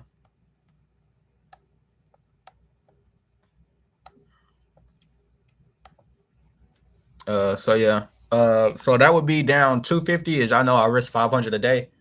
I think that one was an L because of buying at the high on the 1 minute time frame. Yeah, that is the high, but yeah, that is the high. It's been in, yeah. So it could, I mean, anytime you're buying at the high, there's always a chance that you're getting in at the top. Hmm.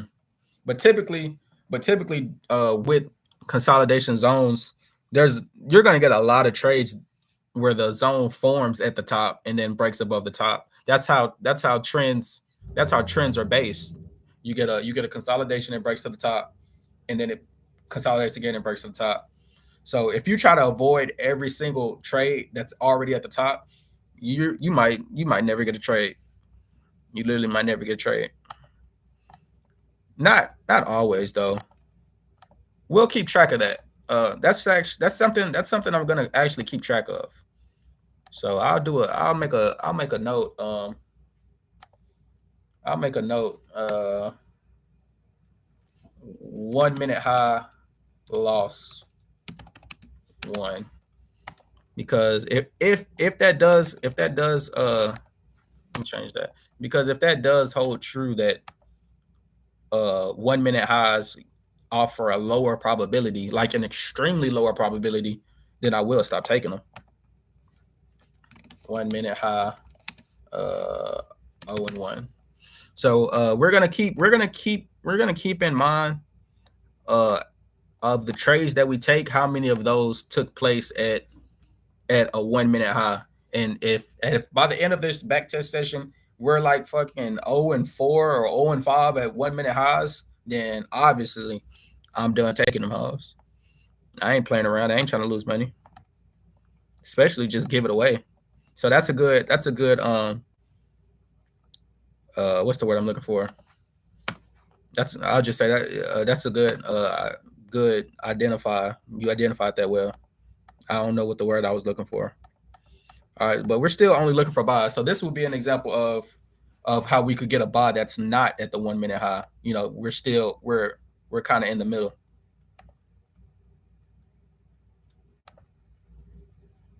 That's a good observation. That's the word I was looking for. Good observation.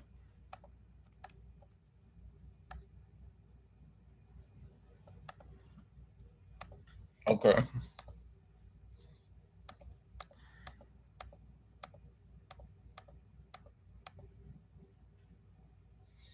All right, not quite. Didn't quite close above. We need one more. Okay, there it goes. So boom. It shows the 1 minute zone, but I want to use the 5 minute zones if I'm being honest. But I will take the 1 minute zone into account. Okay, so the only 5 minute zone is that same one that we was originally targeting.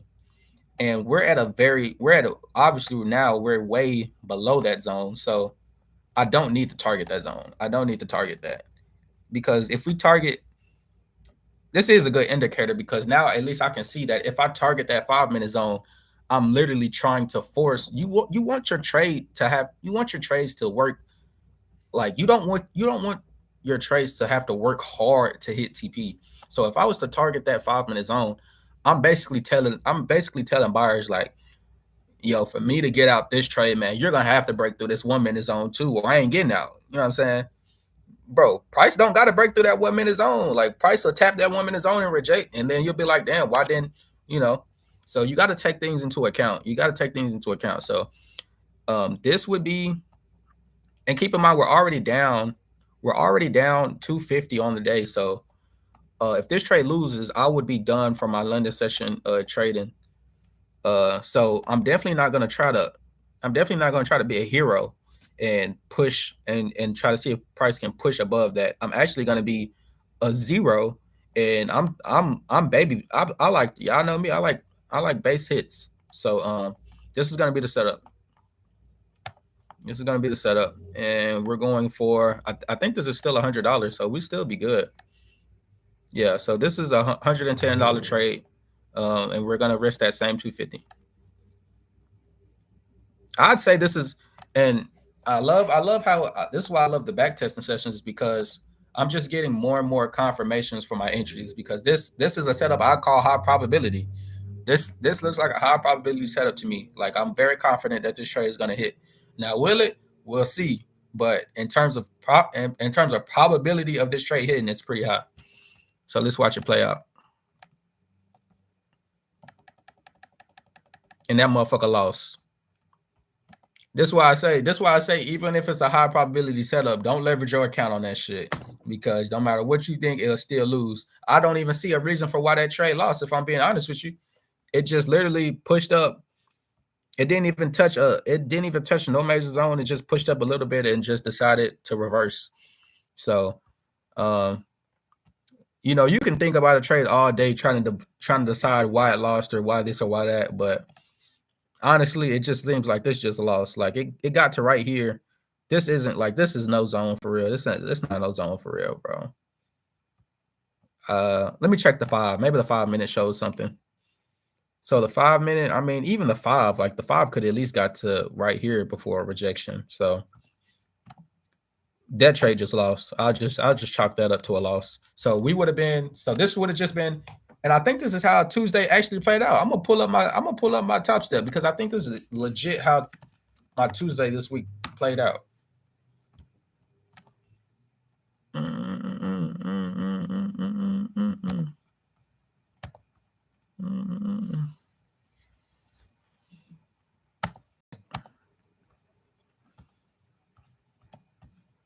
Literally Tuesday. Look, on Tuesday, I took I took 3 trades and I was done. And the one trade I did win was on gold. So I just want to see if this is the same trade that I took.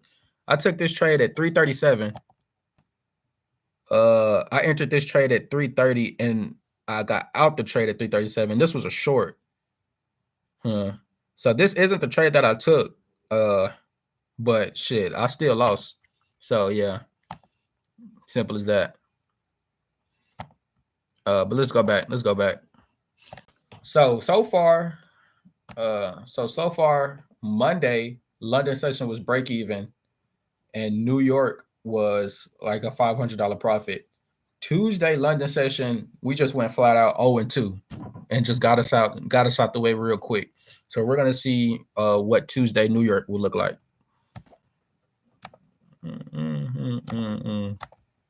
That was a high probability setup. Like that's a setup. That's a setup I would have took and like went to sleep on, and would have woke up and would have still lost.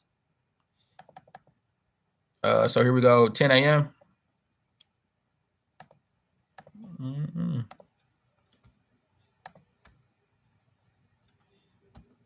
right. We come into the markets. First thing we want to do is we want to identify the trend. I ain't gonna lie, this is kind of ugly. Let me get these damn orders off the screen. I'm not trying to exit bar replay. I'm just trying to get the orders off. Ah, shit. Deleted the indicators.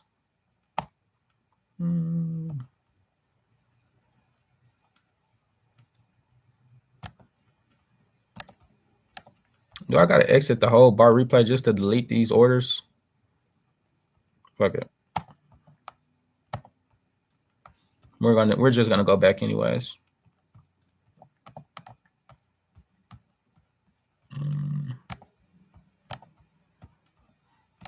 That was Tuesday, 10 a.m.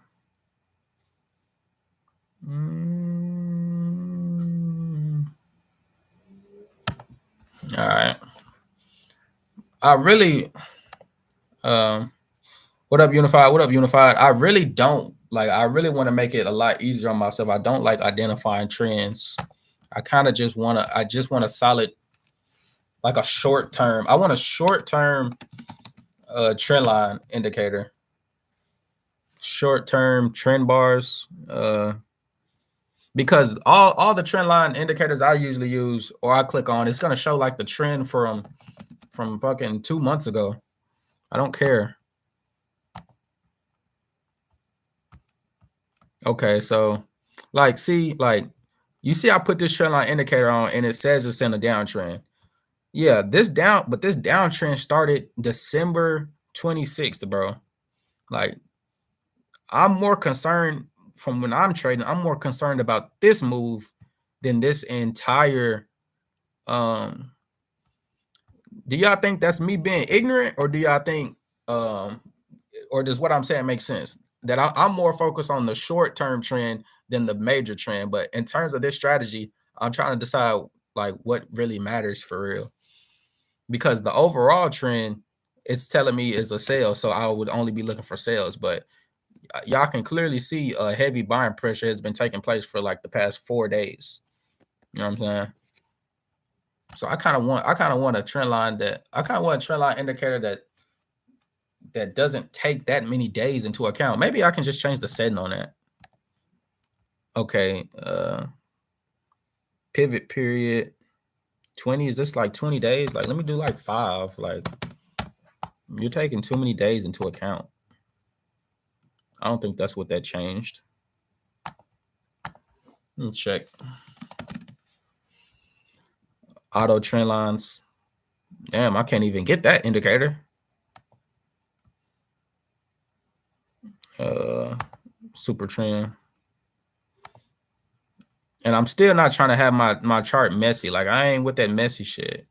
Just give me a simple line. I look at data, see overall trend. Like you just look at the one daily candle and like if this daily candle is bearish, then you're talking about sales.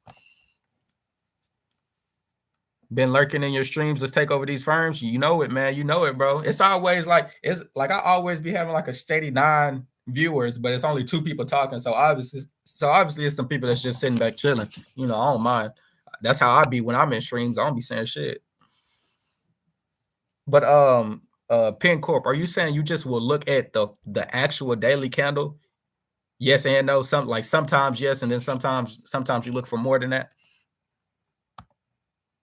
For those of you who just joined, I'm trying to figure out the best way to identify a short-term trend line, like the daily trend. Like I don't want the trend that's been going on for a week. I just want to see what price has been doing for this day because I trade on the 1 minute time frame.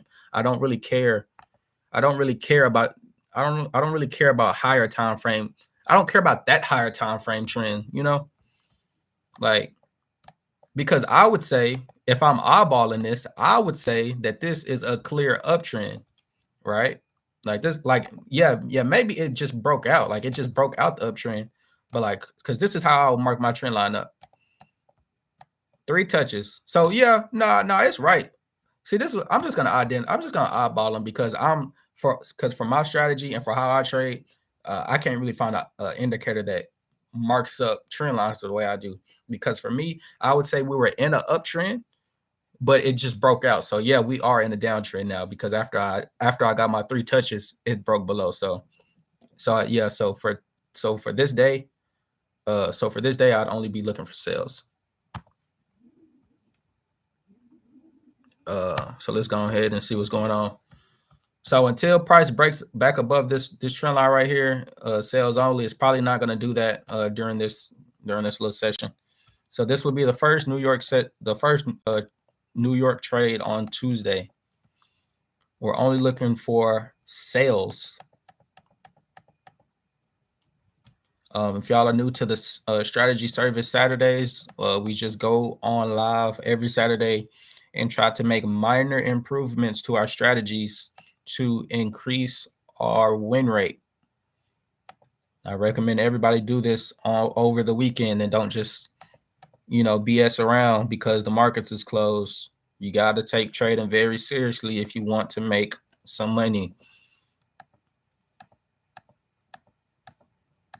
So far, New York session has been more profitable than London this week. But okay, we got to sell.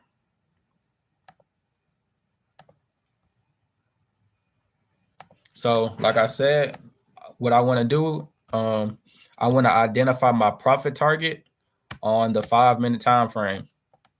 So I'm going to jump to the 5.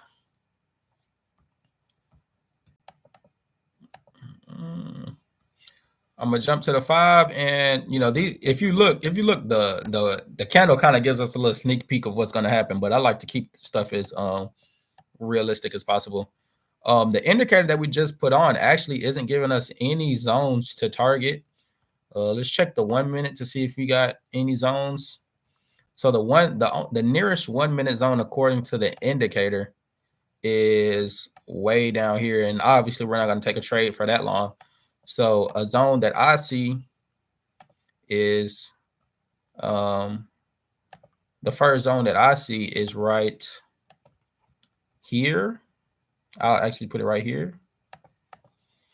Let's see where this TP is. This is about 100 ticks. That's not bad. That's not a bad amount to go for. I like to see what the profit would actually be. Because y'all know I really don't see this is 500, a 500, and since this is the first trade of New York, I'd only be using one contract. So there, I'm definitely not going for $500. You got the FVG on the 5-minute. You can put it to show you 2 time frames at the same time. 1 hour and 1 hour or 30-minute. Let's see what you're talking about, the FVG on the 5-minute.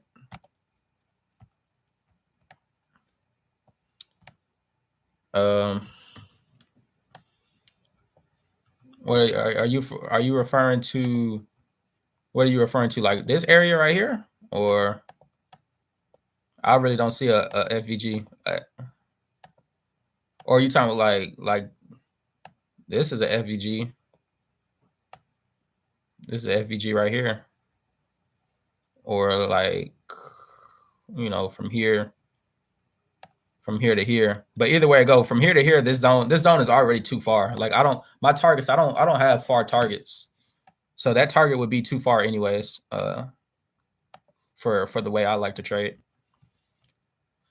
So for me, this 500 target is cool, but personally, I like quicker. Yeah, like I see the FVG it's in right now, but obviously I can't target that. But so for me, what I like to do, if I feel like the TP is too far and I don't have like a logical explanation to shorten it, because this would be a good target, I just don't. Me personally, I just wouldn't want to hold that trade that long. I draw a rectangle, and I target 50%. So my TP is actually going to be 50% of where I wanted it to be. So we're gonna go so this is just gonna be a solid 1-to-1 trade for 270. First trade of the day. I wouldn't mind that. And my SL is going to be 250. So let's see how this trade performs.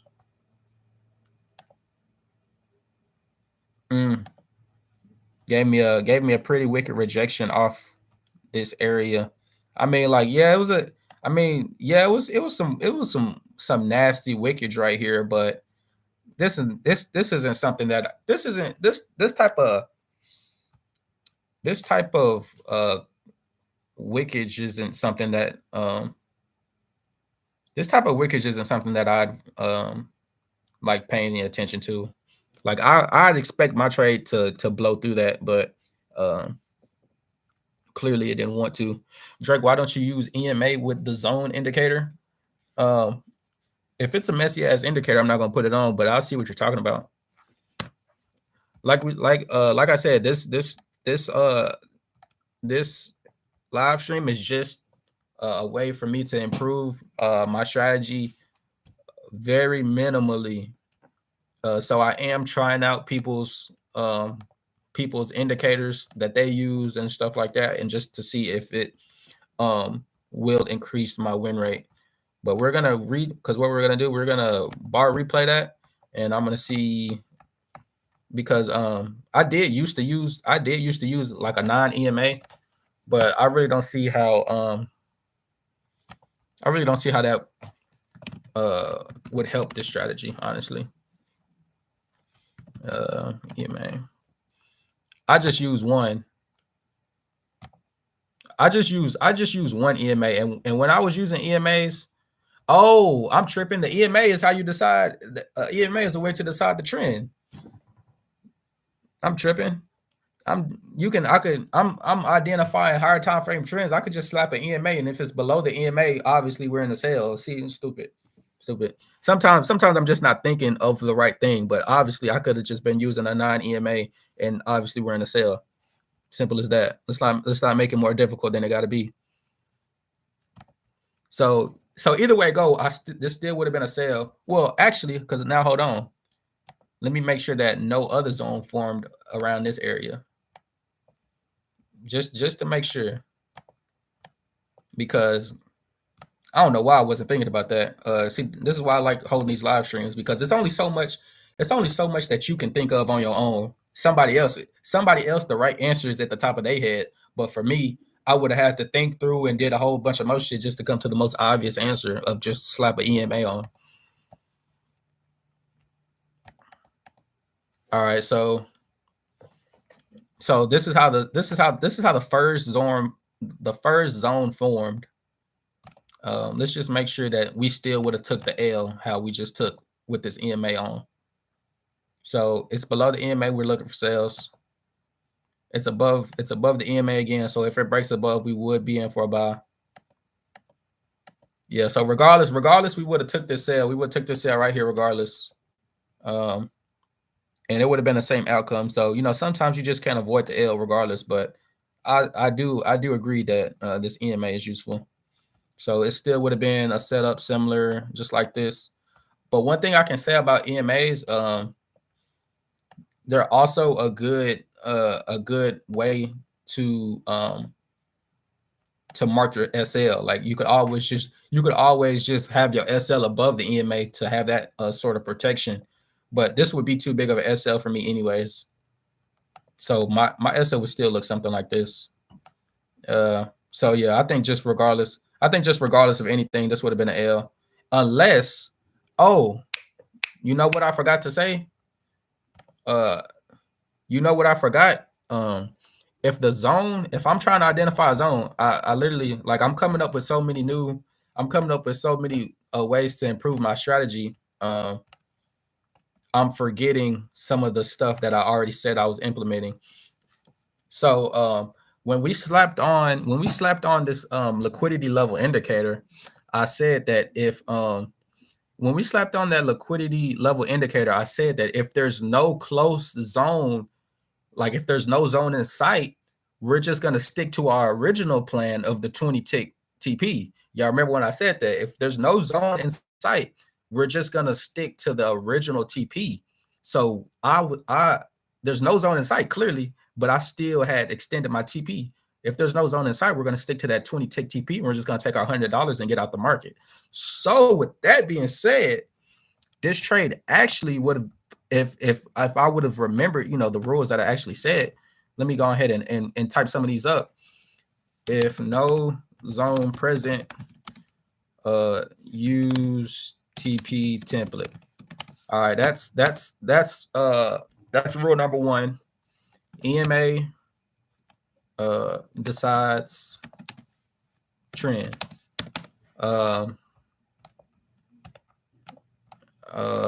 What else? What else have we? What else have we found out? EMA decides trend. Only take trades towards trend. Only take. Well, I'll just say no counter trend trades. Okay. I think that was it. And if you use the smart money contrast indicator and you only use the premium zone tabs, it will tell you if your discount equal or premium zone. See, I don't even know nothing about. I don't know nothing about that. I don't know nothing about discount equal or premium zones. I ain't never heard nothing like that. So yeah, I'm only implementing stuff that I already know how to use per se. All right, so I'll just keep these rules. I'll just keep these rules in my face so I can remember that this is what we're implementing. So actually, the first trade of the day, this is what the setup would have been, and TP would have just been $100 like we usually do, and SL would have been 250, and we would have went for this base hit, and I'm pretty sure this would have hit. Yeah, so the actual setup would have hit. So we're just gonna keep going. We're gonna keep going. We're gonna keep going because I just forgot a rule that we had put in place. I started thinking that I have to use that zone. I don't have to use those zones. That zone is only there if it's kind of close. Like the zone is literally all the way the fuck down here. I'm not using that. All right, so let's look for another setup. All right. So we're still kind of bouncing around this EMA. But obviously, if it breaks above, we'll be above it. So we'll be taking a buy, and we're probably just gonna. And this is an example of a trade that I would use the zone because the zone is actually in close distance. So let's see if we can get an entry. We got a zone formed on both sides, and we did get the close above. So this is a legit trade.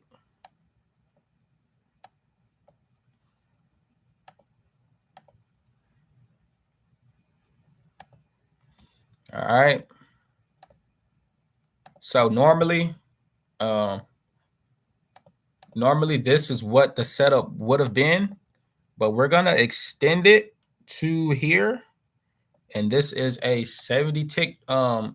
This is a 70 tick TP, but I like to be cautious. I don't like my trades to work so hard. So I see we got some rejection. It's a lot of rejection. It's a lot of rejection taking place in this area. So I'm not gonna make my trade. I'm not gonna make my trade work super hard for me to get my profits. Y'all see, I'm okay with taking $100 profit. So anything over $100, I'm already making more than what I usually do. So I'm not tripping. So with that being said, since it's all that wickage up there before that zone gets hit, y'all know what I like to do. I will first of all, I'm gonna draw a box from entry to zone. I'm gonna mark the 50% out. That 50% is right here, and the beautiful thing about this 50% zone, this 50% zone is it comes right before the resistance, anyways. So this is actually be a better target. And this just increases the odds of winning. Like this just turned like a 50% probability trade to like a 75% probability to win trade. So yeah.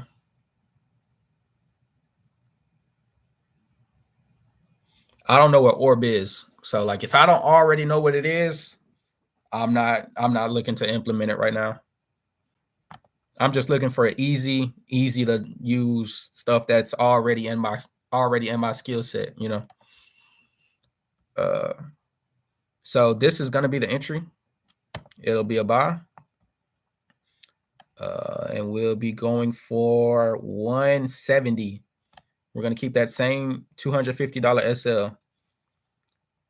Y'all know I used to add to my SL all the time.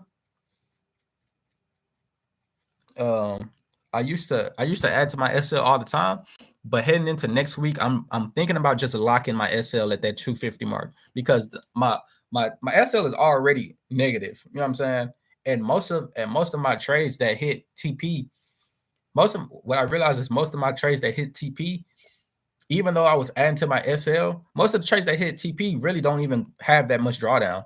Like my TP smashers usually only have like $100 worth of drawdown anyway. So me adding to my SL really doesn't it doesn't help me win that much.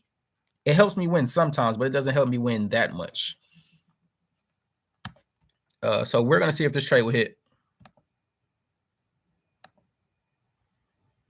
Okay, see, this is the thing about back testing.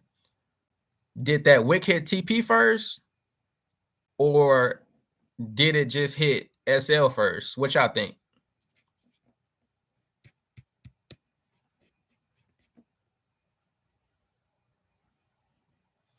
You really can't tell. I want to say that it hit TP first, if I'm being honest with you, but it's kind of hard to tell. It hit TP first, right? Because this is how the original candle we entered, that next candle closed right here, and then we move forward, and we got a high wickage to TP, and we got the close down here.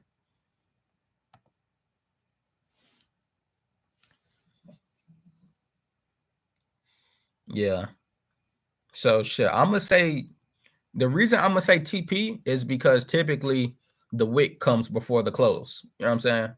Like it would be kind of weird for how could the close happen before the wick? You know? Now, yeah, that is wild. That is wild. Like maybe the only way that I could have. Oh yeah, this is New York. I forgot that this is New York session. So this is 10. This happened at what 10? This happened at 10:22. So yeah, that definitely hit TP then because that explains the wickage. It's 10:22 a New York session. It did some crazy shit, but I wouldn't be complaining as long as it hit. So yeah. So that would have been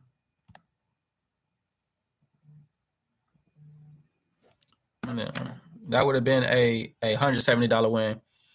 So we're just gonna keep it put. I think what was that? Well, that was the second trade of the day. That was the second trade of of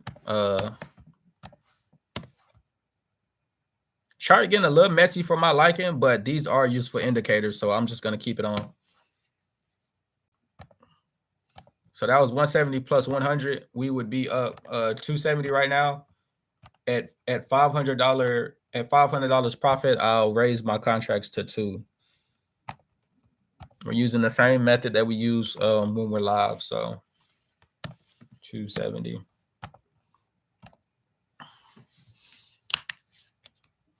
Yeah, so let's get back to it. Let's get at least 10 likes. Got 12 people in here, man. Let's get 10 likes. Okay, so we're back below the EMA, so y'all know we're looking for sales.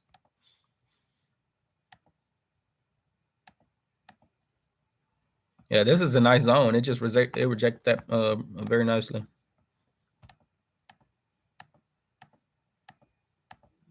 Damn, rejected that bitch again.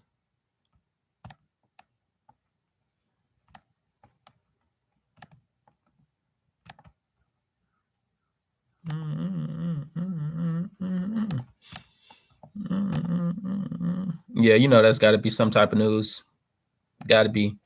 Usually news drops don't drop at 10:30 my time, but it was probably like something like yellow folder. Nothing red, probably yellow, maybe orange at the most. Nothing crazy. That's not red folder news. Red folder news would have did way more damage. All right. Let's see what we got.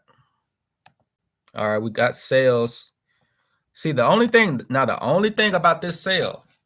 See, the only thing about this sale, this would be a low probability setup because we're taking a sale right at a respectable demand zone. Like we just seen this zone get rejected 2 times in a row.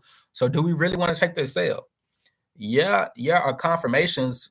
Yeah, we have the confirmation to enter, but do we really want to take this sale?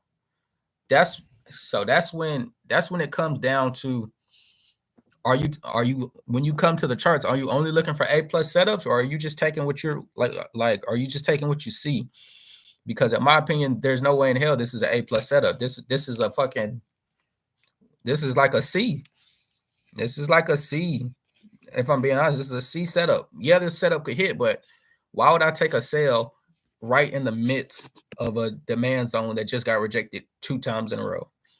So I'd actually pass on this. If I'm trading smart, there's no guarantee if I'm trading live I'd pass on this. But for this backtest session, you want to practice good habits. So if I'm in my right mind, if I've seen this live, I'd say this is a low probability setup, and I just wait for a new one. I'm gonna place a drop position just to see if it. I'm not even gonna place a drop position because I don't want the habit of thinking that I can take the setup. So I wouldn't take it. I'd just wait for a whole new zone to form. There's no rush. It's only 10:35. There's no rush. It would have hit though, 100%. Well, it depends on where I would have had my TP. It depends on where I would have had my TP, but I'm not even gonna do too much research on that. I'm not even gonna do too much research on that. We only want high probability setups, bro. It's already hard enough to win. It's already hard enough to win with A plus setups. There's no way we should be out here taking C's.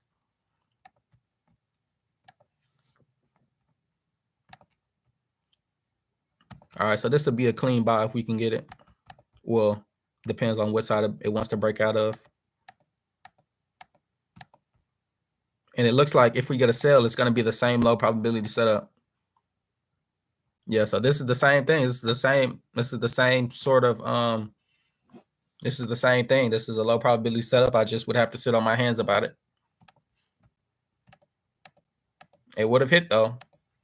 So if I don't know. So is it really low? Is it really low probability though?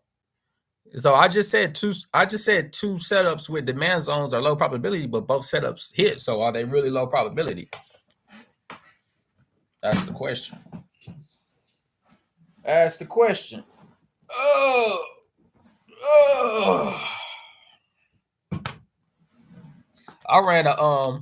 I just ran a Google ad on one of my YouTube videos. I'm trying to see if them are going up or not. Probably not though. I didn't put that much money on it. No, that mug ain't did nothing different. Maybe if you have a break and the zone maybe if you have a break and a zone within each other, you take it. Like if it breaks below that zone as well, or if you have a break and a zone within each other. I don't understand that.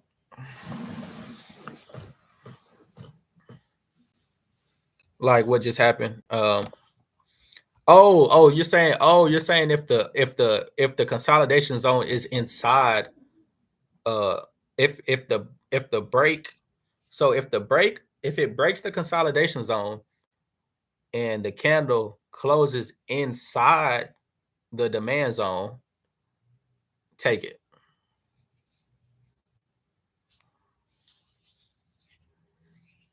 If it closes, this is what I'll do. If it closes, this is what I'll do. I'll show y'all an indicator that made me a lot of money last year. This is an indicator that made me a lot of money last year. No cap. I'm gonna rewind it. I'm gonna rewind it so y'all can see how it really works.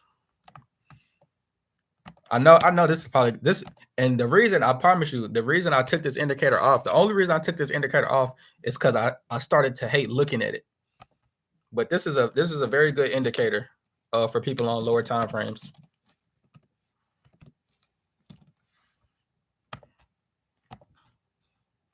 This one right here. This one, this indicator, it's messy. It's messy, so I took it off. But this indicator will make you a lot of money because it tells you the exact strength of that candle.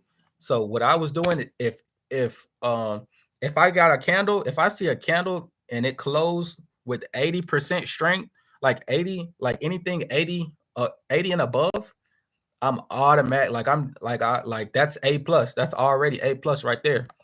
Because like say, but like I said, this shit get annoying looking at all of this. Let me see if I can like lower the visibility or something, bro. Like you can't do nothing. Like you can't do nothing. It's a good indicator, but it gets messy. So maybe like if you're on the higher time frame, if you're on a higher time frame, it's a lot cleaner because like per se, like it would be something like this. Like if you see this candle close, like you could eyeball this to tell it's a 98% candle, but it just helps. Like you see here, you see this is a 98% strength bullish candle. That means that there's a lot of bullish momentum in the market. So if you was to hop in for a buy just off the close of this candle, and you had, like, some decent parameters, it's almost 100% chance that hoe gonna hit. Honestly, not almost. Well, that's a little bit of a boost, almost 100, but I can tell you from personal experience.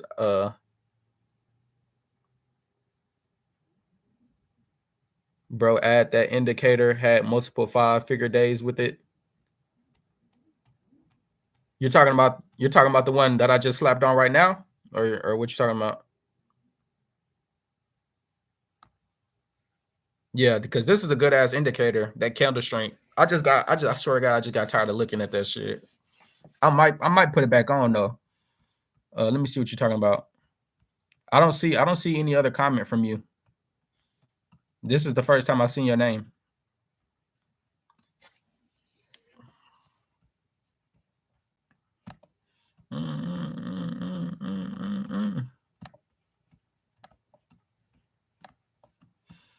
Uh, but yeah, it's getting a little because you damn near can't even see the consolidation zones with this shit on. But I've gotten kind of good at eyeballing ICT kill zones and pivots. Yeah, I know about the kill zones. Um, um, Coach already told me to put that exact indicator on earlier today. I just didn't put it on. I mean, I put it on, but you know, I know about the kill zones though.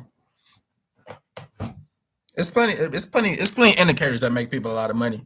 You just have to use the ones that work with your strategy though. That specific indicator doesn't really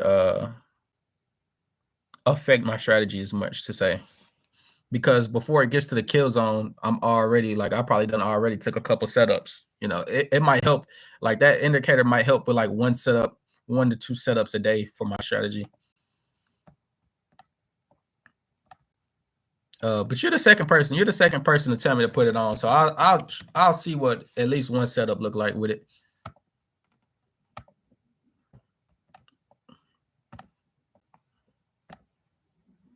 What the hell? Yeah, I mean all the kill zone is all the kill zone really is just telling you the daily high and the daily low of that session.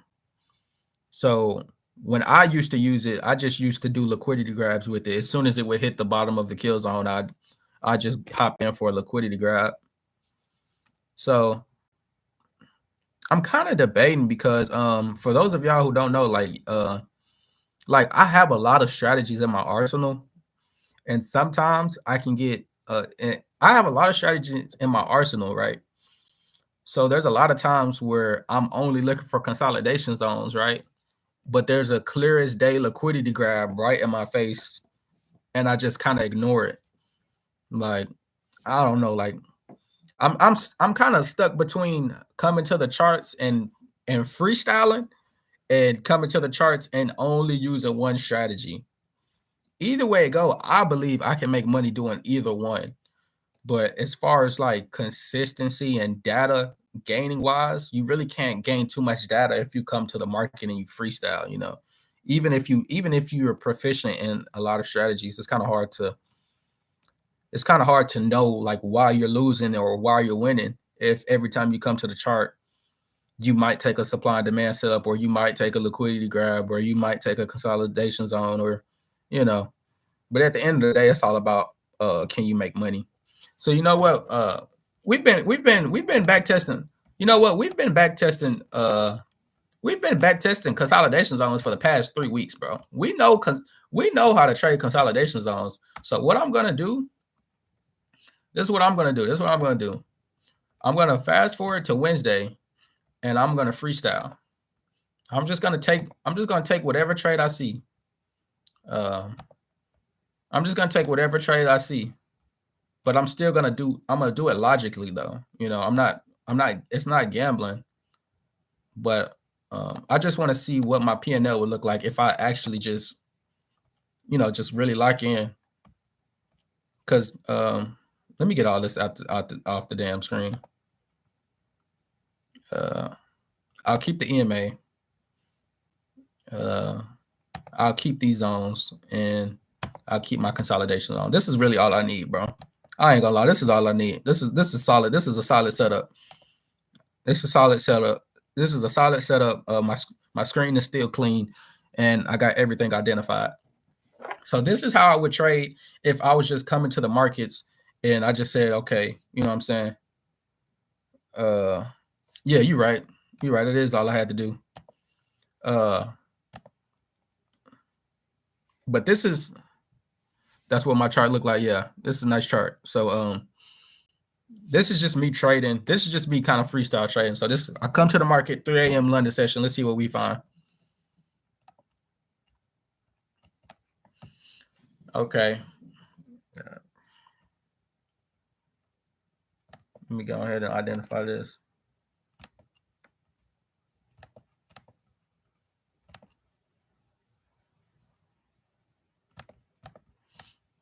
If I go through this back testing week and I find this to be more profitable, then this is what I'll do. Because it's not like I'm gonna not take my consolidation zone setups. I'm just gonna take what I see. All right, we got to close above the EMA.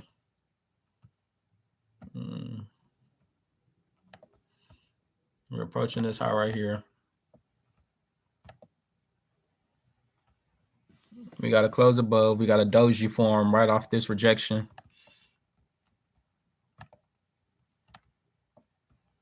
Momentum candle just closed, pushed up, filled all of this. We're only looking for buys right now because of this EMA, and we just closed above, the strong zone right here. Maybe we can get a break and retest. Strong close. We got a slight demand.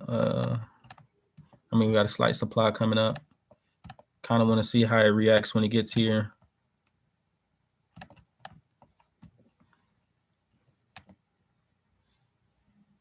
All right, it tapped in. It formed a nice rejection, but the rejection didn't form a bearish candle, so I'm not worried about that right now.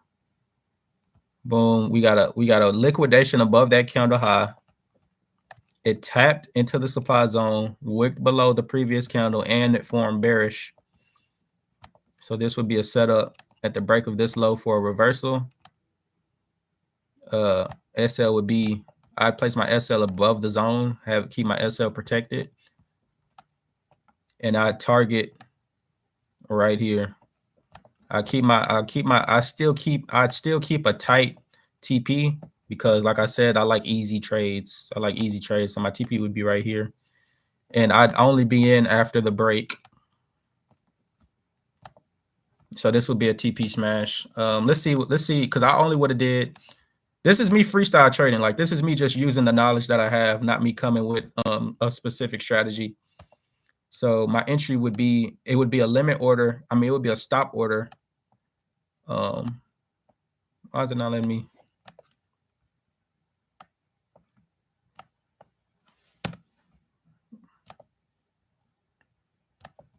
What the heck? Oh, is it not gonna let me place a? Oh, why? I'm having a slow moment. Why I can't move my? It's not gonna let me place a like a damn.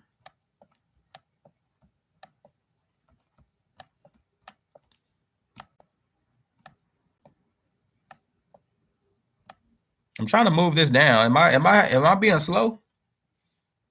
What's up? What's up, level or lev? Shit, I don't lev.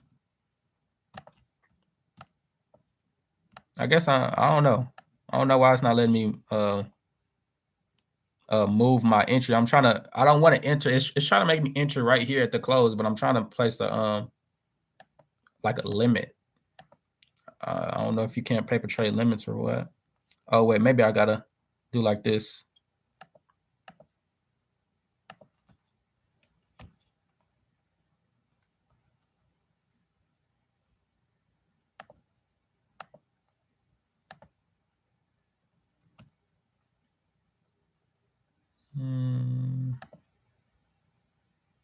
I guess it won't let me place the actual limit. Can't. Oh yeah. Okay. So you can't do it. I'm back testing. It's called. I titled this stream "Strategy Service Saturday." We just hop on live every Saturday and refine our trading skills to say the least. Okay, but I know what the ticks are. So if I placed do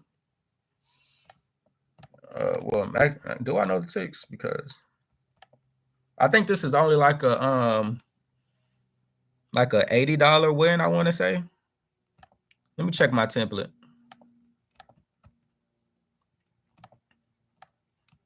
Okay, because this would be $100 and this is 250. So this would have been like 80 for 150, something like that, something around that manner, with one contract size. So this is me kind of freestyle trading. This is what that trade would have played out, right? That would have been a TP smash. I would have said, I bet. Let's look for the next setup. So as you can see, what happened is I'm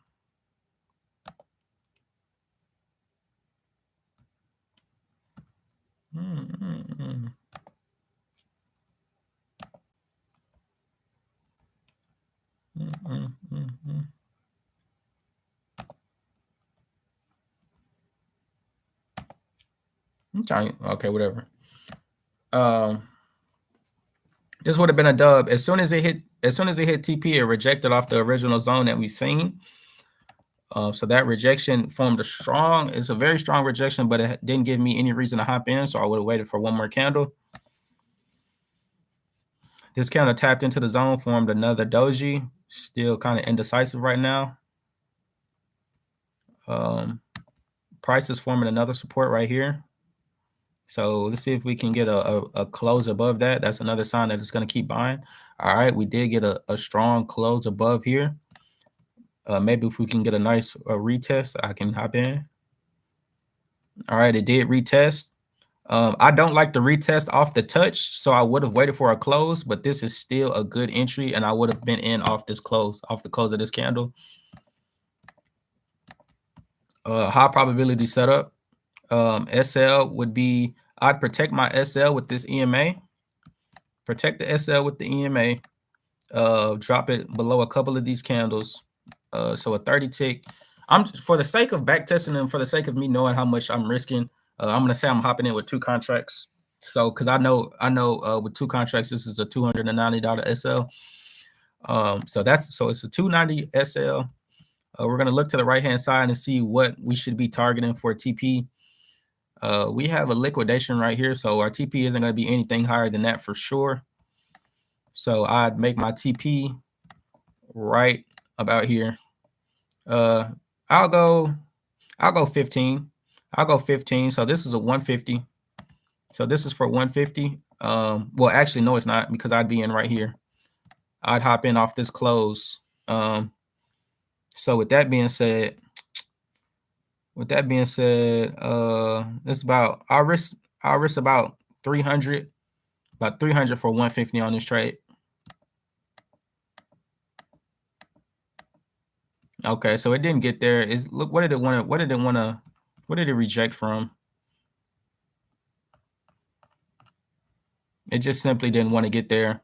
So that would have been a fat ass L. I probably could have tightened my SL to about like right here, and maybe only took a $200 L. But it happens. Probably, and really, if I'm being honest, this was kind of like a late entry hopping in right here, but I was kind of confident that it would hit. So if you minus the 100, if you minus like the 100 from the last trade and that $300 L, I'd only be down probably uh 200 on the day, so we'd still be trading. It got a break below the EMA.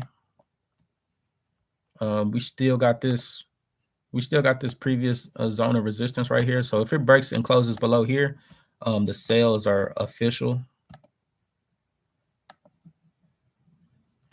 We got another zone that just formed at the top, and we got another zone that just formed right here at the top. But I won't forget that there's some liquidation right here.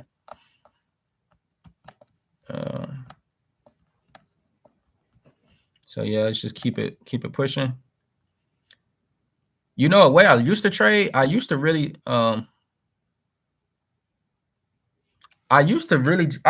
spam these EMA trades, to be honest. But I'm gonna keep it simple. We're just really identifying what's going on.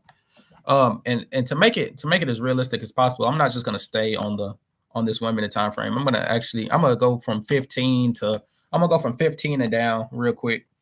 So let me actually mark the chart up and stop just 1 minute trading. So we got a top. We got some 15-minute liquidity up here for the most part. We got 15-minute support down here. So this is what we're trading in between right now. It's always good to go above your time frame and find what you're in between. So for the most part, this is what we're in between on the 15. Go to the 5. The 5 is above the EMA. So obviously on the 15, I believe on the 15 and the 5 were above the EMA. So with that being said, I'm only going to be looking for buys. Since we got a 3 time frame confluence of EMAs of buy EMA. So we're only looking for buys right now, but we are at an M. So as you can see, it was a head and shoulders right here, and we're approaching the exact same thing. So although we're looking for buys, it's kind of risky to take right now. So this is really kind of a rough place to be in because we're only looking for buys. So for us to take a buy, we need a close. We need like a strong close above. Where has price not closed above before? Price so far has not closed above right here. So we would need a close above this line for us to really start considering buys.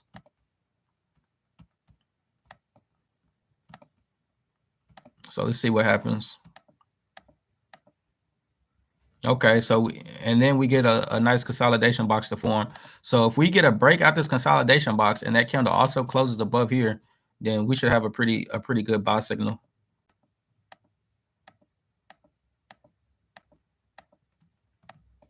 All right, looks like price is trying to it might come back down and retest that 15-minute support. Keep in mind, if price comes back down to this 15-minute support, that'll be a good spot to buy as well, if it gives us a good candle to enter off of. All right, so another zone just formed. Not worried about that last one anymore.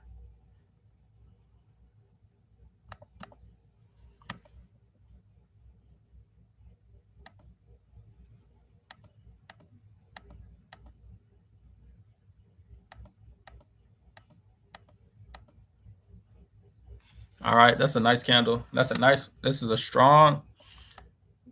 a very strong rejection candle. If I let's see, I'll put the indicator back on just so y'all know just how strong this is.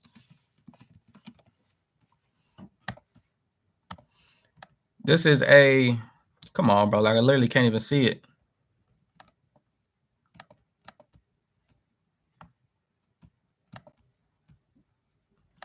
It says 13%, but it's it's a 13%.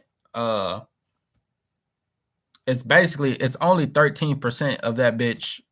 You could say it's only saying 13% because the candle is still bearish. But if you looked at it from the opposite point of view, it's really like 80%. But now at that 411 support looks like a good buy. Yeah, I'm definitely looking for a buy after that good rejection. So after a rejection like this, what I would do is I would hop in off of the break. As soon as the next candle would break above, I'd hop in. The only thing is actually the only thing is though, right? We'd be going against the EMA and we'd be going against the zone. So although it looks like a good chance to buy, it's still not A plus because it's a nice rejection, but it's rejecting right back into a zone, right back into the EMA. So we want something a little cleaner than that. Something a little cleaner. Because like if we would have hopped in off the break, it would have broke, it would have got us in, and then it would have retraced all the way back to support again. And y'all know I like tight SL, so that shit would have ran. But since I'm not tripping on getting in. I'm not tripping on getting in late. Uh, if me getting in late meant I was waiting for a better entry point. So price rejected off that support twice and then closed back above the EMA. So that would be my confirmation to hop in. So I'd be in right here. Let's see what my template puts us at. So if I was hopping in, it would be like this. SL would be 250. Shout out APA Adams just on the Discord. So this is what my SL would be. This is a nice protected SL. Now for my profit target, I want to at least jump to the 5-minute and identify where a good profit target would be. As you can see, we got a zone up here. I like to place my TPs right before the zone, just so I can confirm that it's gonna actually get hit. So I say this is a good. I'd say this is good. The only thing about when I'm freestyling is the only thing about the using the zones for TP, bro. I've been trading with a set profit target for a cool minute now. So anytime prices gets above that, anytime price gets above where I've been like my initial $100, my psychologist is gonna start to flip to like you should get out this trade or why are you holding this trade this long?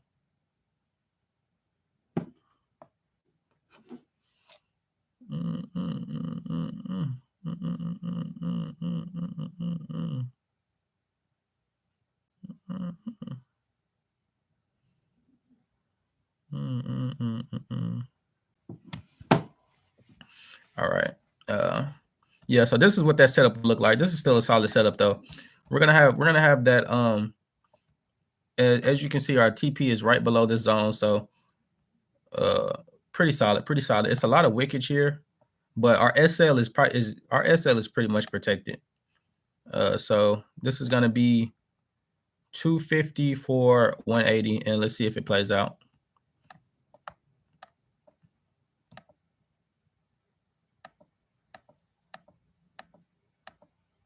All right, so that would have been a TP smash. Pretty good trade, pretty solid trade, barely any drawdown. It's always good to get multiple confirmations before you hop in. Don't get greedy with your take profit. Take what you can get, and just trust your setups, and don't use super tight SLs. Make sure that your SLs are very protected. So let's see if we can get another setup. This is London session. This isn't even New York. So yeah.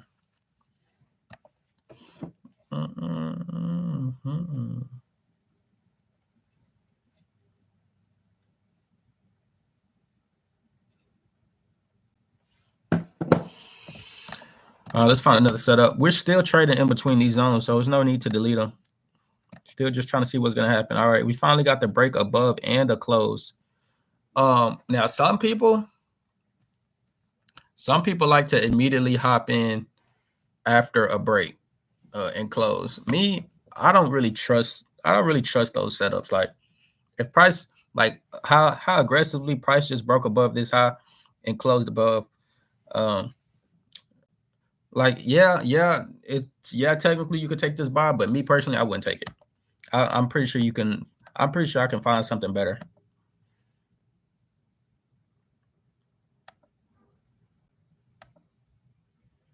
Like let's get some more structure to form.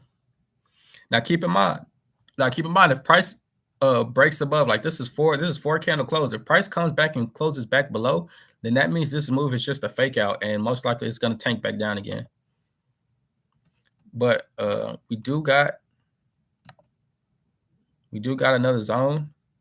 And keep in mind, the higher time frames, you gotta always remember what you marked up at the beginning, because keep in mind the 15 and the 5 and the 1 is still all in a buy trend, so we're still only looking for buys.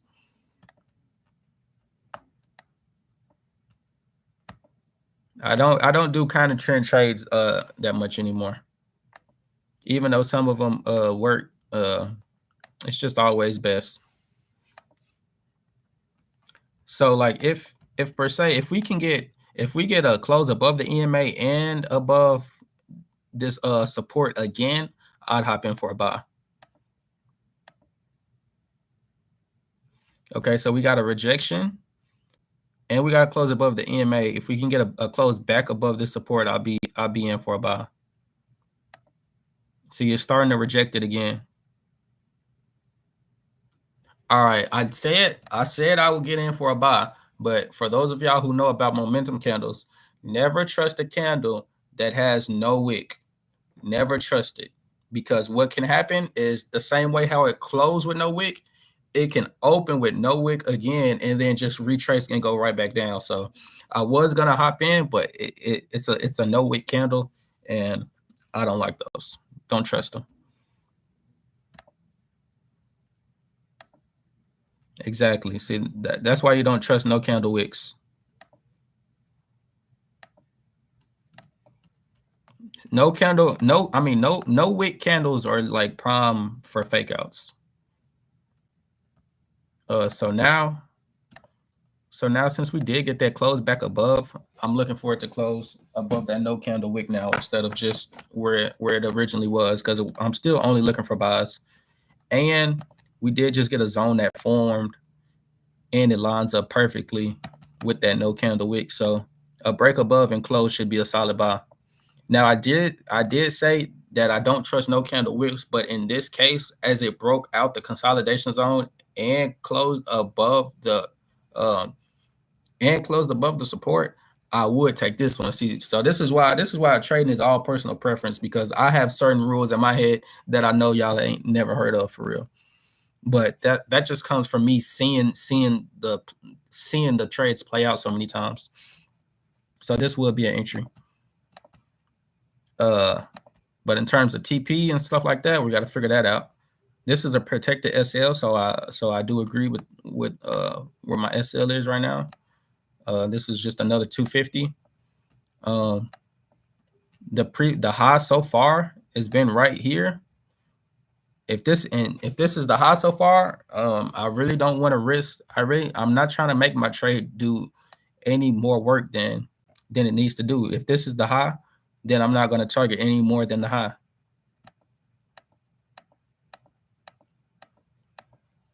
So that would have been a TP smash. You got to be okay with taking base hits sometimes. So let's wait for another setup. Only looking for buys. Identifying the trend and deciding your bias will help your win rate a lot.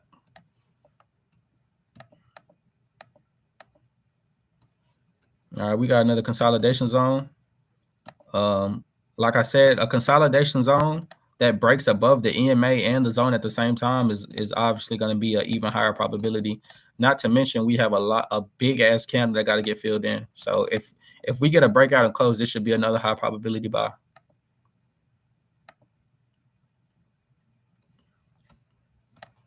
Not quite. It didn't quite break out. All right, we got our entry. I know that this is kind of a rejection candle, but I trust my consolidation zone setup so much that I take this anyways. I'm not gonna lie. Protect the SL as always.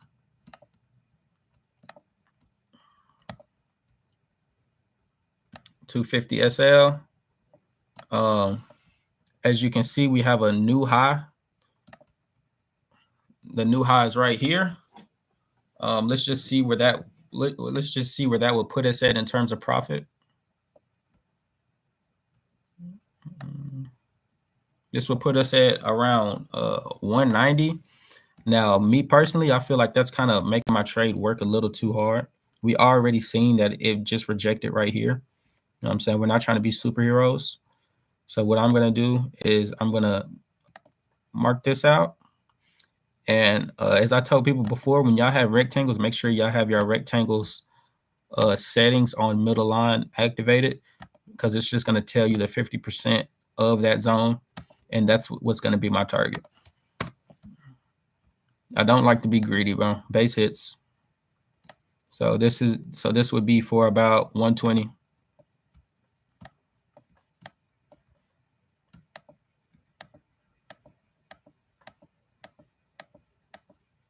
TP smash. So that would have been another win. We would have been looking pretty good. This is me freestyle trading. This is not me coming in with a set game plan for real. I'm just taking the trades that I see. And so far it's looking like it worked.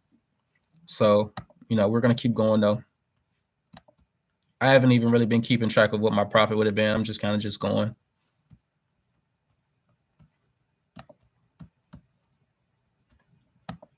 Okay, so this candle closed with a lot of momentum. It actually closed above all the other previous candles below. So we might start to form another little consolidation box as it tries to push its way up. You never really know. You got to be cautious because you never really know when the end of an upward push is going to stop, because we're about to approach a whole new high. So you got to be cautious when you're in uncharted territory. But since we got the close above, we're just gonna wait and see for a little bit of what price wants to do. Anytime you get a close above a new zone, you always gotta wait for a retest. That's just basics rule number one. Never hop in unless it's a consolidation zone setup. Never hop in just right away. Wait for that retest to kick in.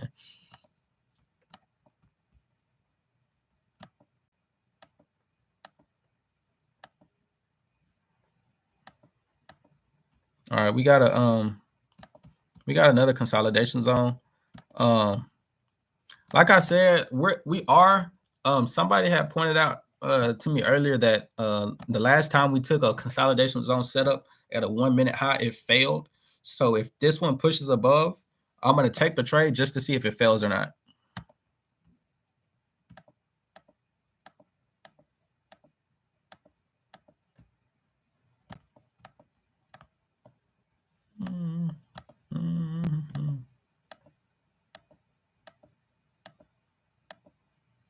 Okay, it's not even gonna give us the setup. So that's why you always got to be careful when you're approaching a 1 minute high. It can do you the worst way possible. But we are entering a nice demand zone. So let's see what happens.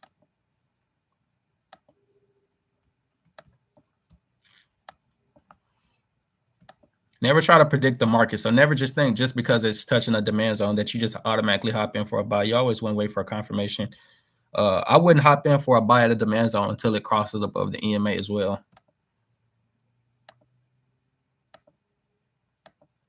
So none of this action right here excites me. Like, I know a lot of people got FOMO. So when y'all see, yeah, yeah, obviously. Like, I was just finna bring that up. I know a lot of y'all get FOMO, and maybe y'all would take those sales, but I already decided from my higher time frame analysis that I was only going to take buys, because the 15 minute is buying, the 30 is buying, the 5 is buying, everything's buying. So even if we get a short, so even if we start to get a counter trend on the 1 minute, I'm not just going to jump in and just start selling. I'm still just looking for buys at the end of the day, because even though it's tanking right now, let's go to the 5 minute. Even though it's tanking right now, it's really just trying to fill in some of the nonsense. But honestly, the 5 did cross. So it's always good. It is always good to go back and check the higher time frames as the day goes on, to make sure that the trend didn't change. Because on the 5 minute, as you can see now, we're below the EMA. So let's go up to the 15. So the 15 is below the EMA now, and the 30 is below the EMA now. So it actually is valid sales. So we're gonna go back. We're gonna go back and we're gonna identify at what point did price cross those EMAs. Because the 5 first crossed below right here. The 15 isn't quite below yet. Because if I'm gonna switch my bias, it's gonna at least have to be 2 time frames that changed. The 15, the 5 has crossed below, but the 15 hasn't changed yet. So I'd wait for the 15 to change as well. And it's probably on this candle. Yeah, so it is. It's on this at this point is when the 15-minute candle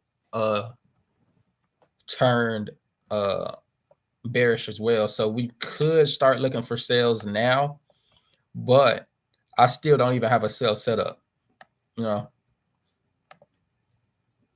So I still wouldn't be in. I still wouldn't have a trade a setup to trade, because none of my setups are showing. Some of y'all setups are probably showing, but nothing that I look for is showing. Yeah, so I just miss all that. I'm not tripping. I'm never tripping on missing big moves. You know, you can't catch everything, but this is a crazy tank. What is it even targeting right now? I have no idea what this is targeting. Let's see. Let's mark some stuff up on the 5 to see like where is this even trying to go. All right, we got some liquidity down here. We got the zone right there. That's really all. That's really the only inch. Well, hold on.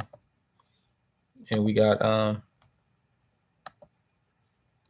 this right here. That's really the only interesting things going on, for real. Yeah. So yeah, so we got a couple zones right here. We got a couple zones coming on. It's been tanking pretty heavy. I know I said I don't take counter trend trades, but whenever, well, okay, no, I'm not gonna take it. If I'm taking a counter trend trade, um it'll only be a sale counter trending a buy. I'm never gonna take, never again, at least. I'm never again gonna take a counter trend buy against selling pressure, bro.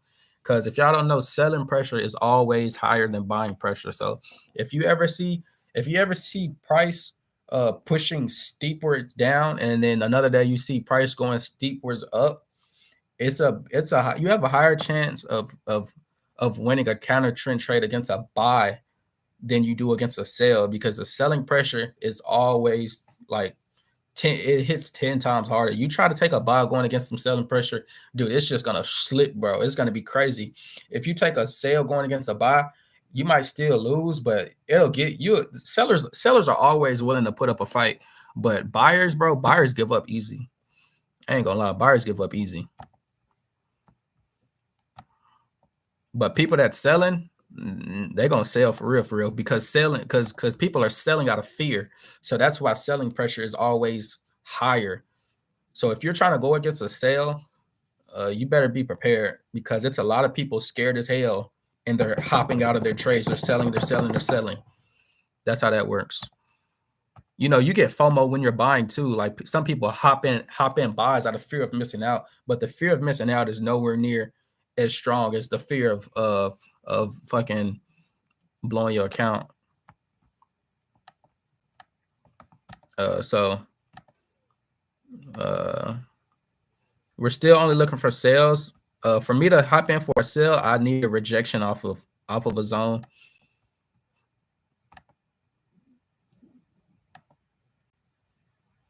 I want some type of structure to form though.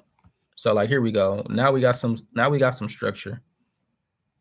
So if it was to break below here and then close below, then now I'd be okay with hopping in for a sale,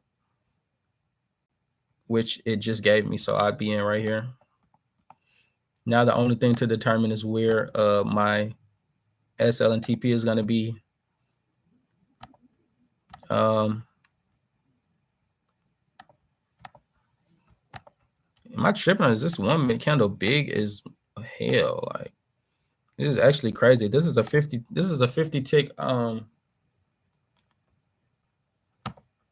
This is a 50 tick SL, and it's literally not even half of this candle, bro. So I'm not even confident in that trade. Like, this candle is tripping. The selling pressure is tripping. Even though I'm going with the trend, I've seen too many times. Like, if I'm hopping in a trade and my SL literally doesn't even cover the candle that I'm hopping in, most likely I'm just gonna lose.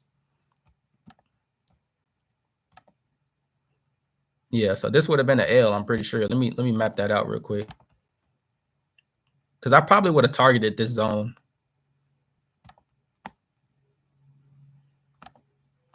Yeah, that literally would have been even if my TP was 20 ticks, I still would have lost. So this is what I go to this goes back to what I just said. Like, if your SL doesn't even cover the candle you're entering on, you might as well just pass on that trade. That's too risky, bro. That's like a D setup. That's like a D setup. If your SL can't even cover the entry candle, that's a negative. That's a F. That's a F setup.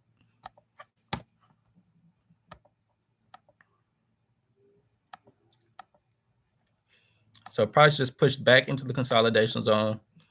Looks like it's trying to kind of make a reversal. So we see the 1 minute switch back to an uptrend. Let's go to the 5. The 5 has quite a while till it goes back to an uptrend, as well as the 15. So we still wouldn't be looking for any buys.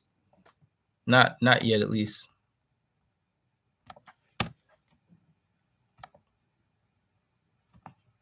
Mm.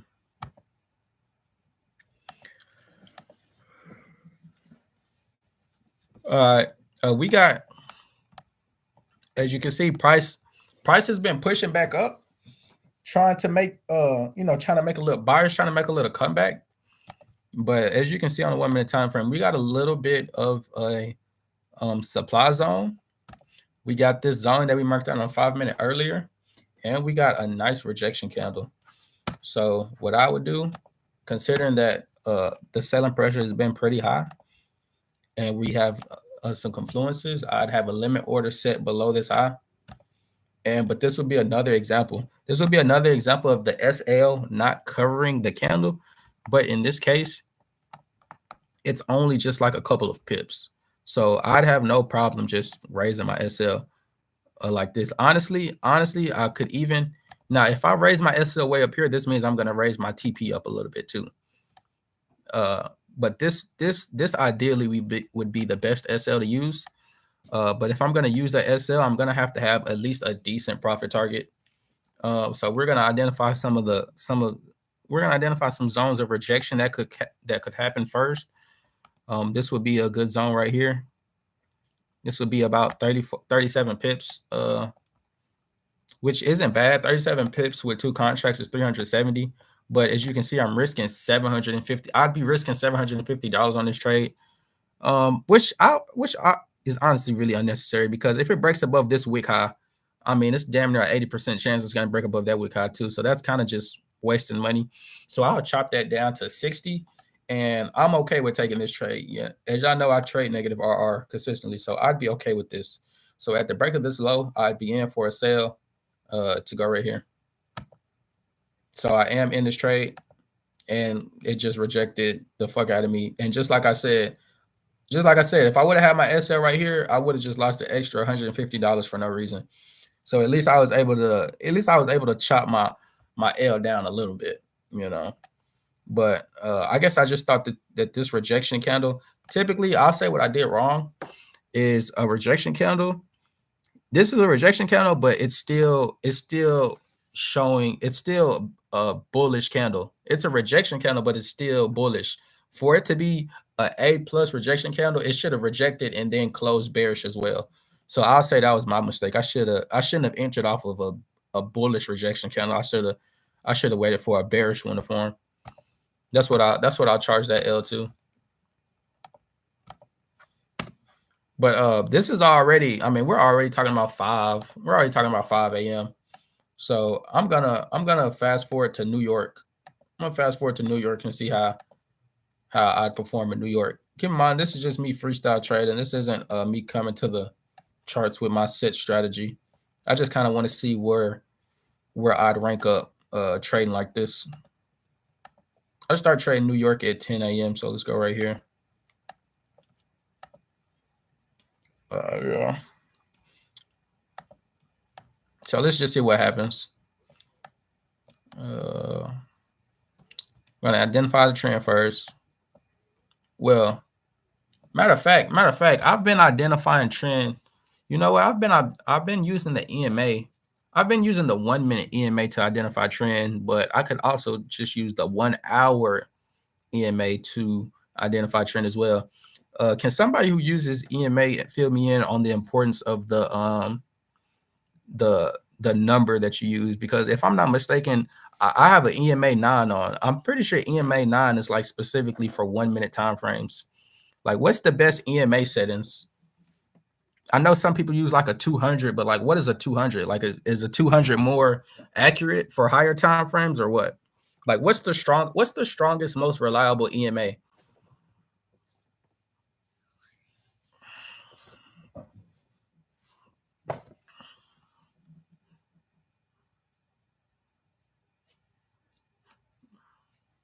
Mm,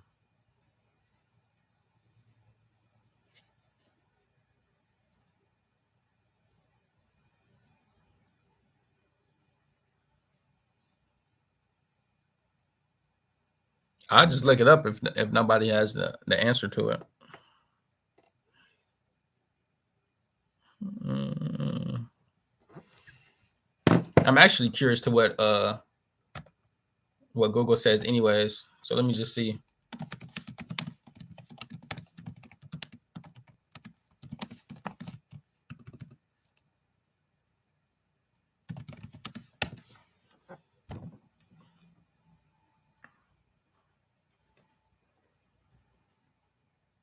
All right, this is what Google says. Google says 9 or 12 EMA, 20 or 50 EMA, 100 or 200 EMA. So let's see. Used for short-term trading, suitable for day traders. So that would be me. It would be the 9 or 12. So yeah, I do right now do have the most reliable EMA for the way I like to trade. But for those of y'all who trade differently, this is the best EMAs for y'all to use if y'all didn't know. If you're a swing trader, 100, 200. If you're intraday, 20 to 50. And if you're a scalper like me, 9 to 12.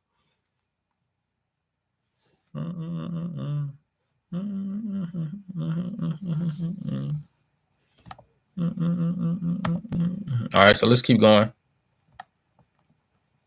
1 hour says we're selling. The 30 is above. 15 is above. 5 is above. So we're looking for buys. We go with whatever we go with, however many time frames is whichever time frame is the most. Like, we just had three of them say buys and one of them said sell. Then we're gonna go with buys. Simple as that. We're not gonna overthink it. So this is 10 a.m. We just came to the market. Let's just see what we get. We're only looking for buys, like I said. Boom.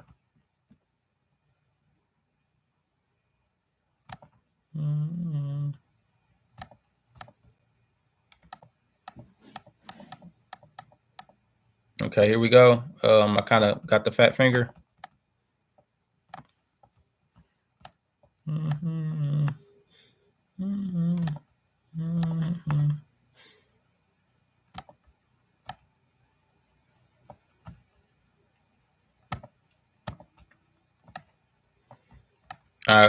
We're just gonna use our base setups. For New York session. I just want to see how our base consolidation zone strategy just holds up. So this will be the first trade of the day. Let me actually place this shit so y'all know. This is what my average setup looks like. This is why so many people be talking shit in the comments because they don't understand why I do it. But this is what my average setup looks like. So that'd be TP. So let's wait for another consolidation zone, and we're gonna take another buy.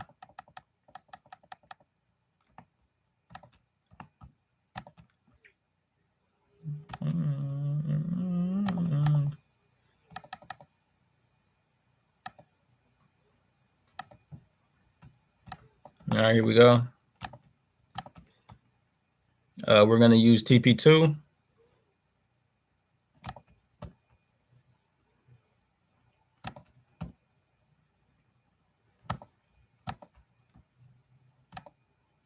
All right, TP smash. Let's wait for another setup. Only looking for buys. This is the importance of identifying trends, so you don't want to waste any good trades on a trade that's not even going with the trend. You might as well just try to get a higher, a better setup. Now, keep in mind, we do have to. If this was in real time, I'd be going back and forth between the higher time frames to make sure that the trend hasn't changed. So as you can see, we kind of broke below on the 1 minute. Let's drop up to the 5. The 5 has dropped below as well. The 15 has dropped below as well, and the 30 has dropped below as well. So we are now looking for sales. I'm not going to take that setup because I think this is the candle that made us really enter the downtrend. So I'll wait for another zone to form. When you backtest, you want to make it as accurate to reality as possible, or it's kind of pointless.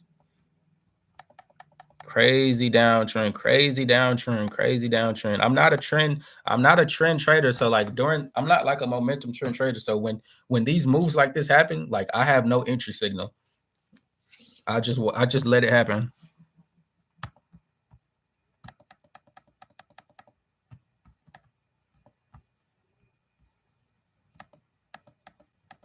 All right, here we go. We do finally got some sort of setup right now though. It sucks that this setup, is obviously coming towards the end of the move, but I'll still take it.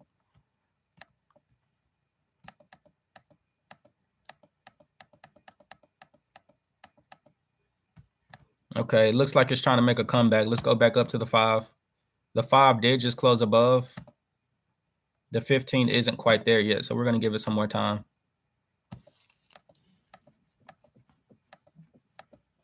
All right, let's check again. 15 still isn't there yet. It needs to be at least three time frames. Okay, the 15 is probably there by now. Okay, yeah, so the 15 is now above the EMA, so the trend has now officially changed. So now I'm looking for buys only again. This is New York session, so that explains this high volume trend movements. It's not going to be like London with a lot of chopping. All right, so we got another zone.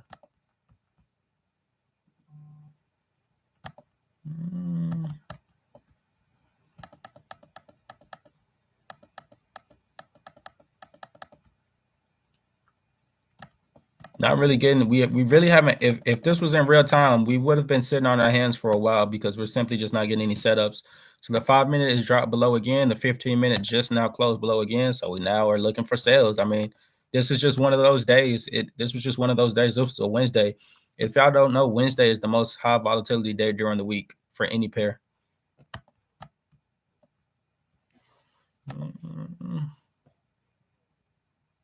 Yeah, that's just not how I trade. I mean, that's just not how I trade.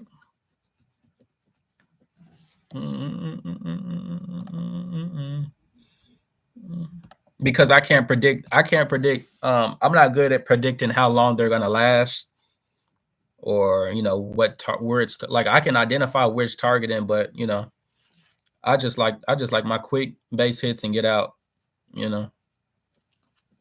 I completely understand for people who do take them though, because obviously, yeah, that is a lot of money.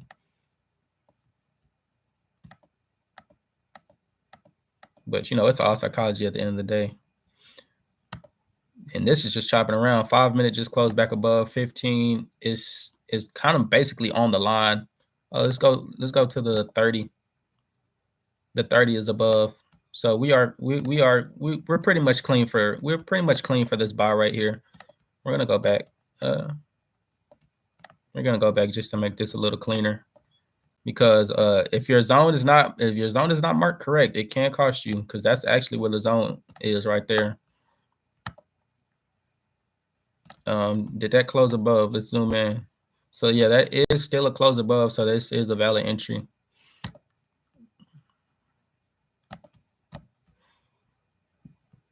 I think we're on like TP3 right now. Yeah, TP smash. All right, let's keep going.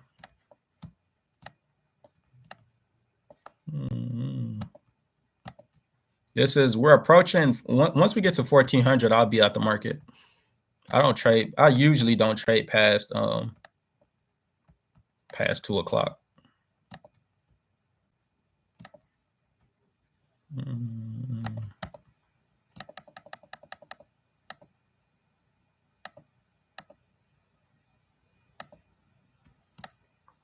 All right, we got another buy. We are on TP4 right now.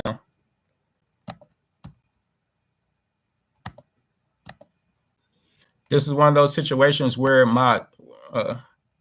this is one of those situations where my SL doesn't even cover the candle, so I'm not going to take that trade. That just means it's just simply too much volume going on. I'd rather just wait for another setup. We are getting some break below the EMA in a little bit. I'm going to check the higher time frame, make sure we haven't switched over. 5 is now below.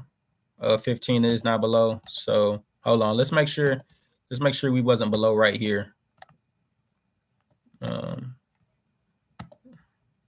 5 is already below, and 15 is already below. So this would have been a valid sale off this zone right here. You know, it's obviously not going to be as picture perfect when you're back testing, but you know, it's still valid. So this would have been a nice sale. Go TP4. I think it's just a lot of volume right now in general. Like my SL really isn't covering. And this is at TP4. Like if I go TP5, it'll cover it, but you know, maybe I would have pulled out TP5, maybe. But even if I didn't use TP5, let's see, if I would have used TP4, my SL not yet would have got smashed. It would have been close. Damn, that would have been real close. If I would have used TP4 like I was originally going to, I would have been 1 pip, because we entered off of this candle. So this would have been the candle. We would have, unless Topstep felt like holding us, we would have survived somehow, some way. We would have survived this trade. I've had trades like that almost hit SL, but got bailed out. I see you could always trail your stops with candle closes. I only say because I used to be the same way, where I would slowly build an account just to blow it a day or two before payout. So going for big days gets you a bigger buffer for different days and bigger payouts. Yeah, I wouldn't be against like picking a specific day where I say this day I'm going for big. You know, like I have my base hit days, and then probably like a Wednesday, which is a high volatility day. I could say Wednesday is my Wednesday we leave them runners. You know what I'm saying? That's just gonna come with some more time though, as I perfect my strategy. That's not a bad idea though, to specifically designate a day for extended TPs. I wouldn't do it for no more than like 2 days out the week though, because I'd rather have more base hit days than big days in terms of like my calendar schedule. Like if I was gonna do that, I'd probably save it. I'd probably say Wednesdays and Fridays would be runner days, because Wednesdays and Fridays have a lot of volatility. But like Monday, Tuesday, and Thursday, I just stick to doing base hits. So that might be something I implement, depending on if I have a good depending on if I can develop and perfect a good strategy for having big runners. But I actually already know a good strategy for big runners. This y'all know, y'all can basically already see how the base hits go. So what I want to do is I'm Thursday. I'm gonna go to Thursday. I'm gonna go to Thursday at 3, and I'm gonna see. I'm gonna do like 1 to 2s and 1 to 3s, and let's just see if we can get some good setups. Because I just said Wednesdays. I just said it'll be Wednesdays and Fridays that I do big runners. So let's go to Wednesday and Friday. It would be nice to end Friday with some runners and just have a really big day in the week. That'd be nice. But my favorite setups to take when I'm looking for big moves with tight SLs is always going to be liquidity grabs, 100%. So I believe somebody brought up that kill zone indicator. Yeah, the kill zone indicator is something I used to use a lot. It has to be the right one though for me. Yeah, let's see. Yeah, this isn't. Hold on, maybe it's just not. Matter of fact, nah, not really kill zone. Not kill zone. Not kill zone. Daily high. All you gotta do. This is not the right one. I like lines. I like straight across lines when I'm daily highs.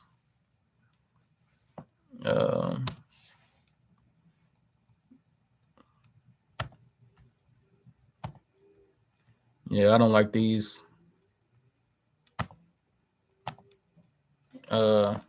Session highs.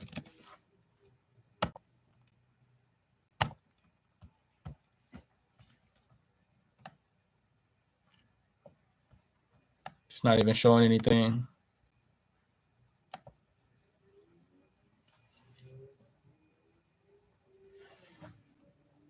All right, Adrian, I'm gonna check in a little bit.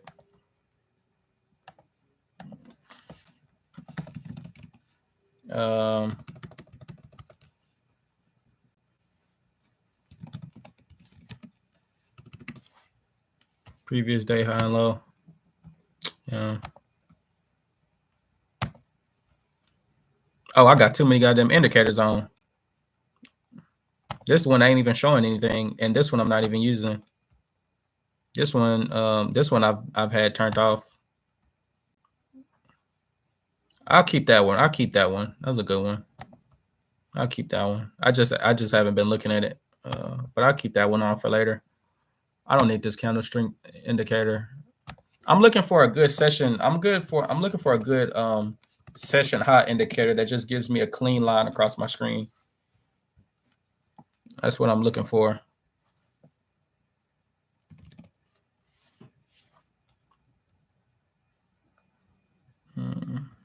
What the heck just popped up on the screen? What the heck is this?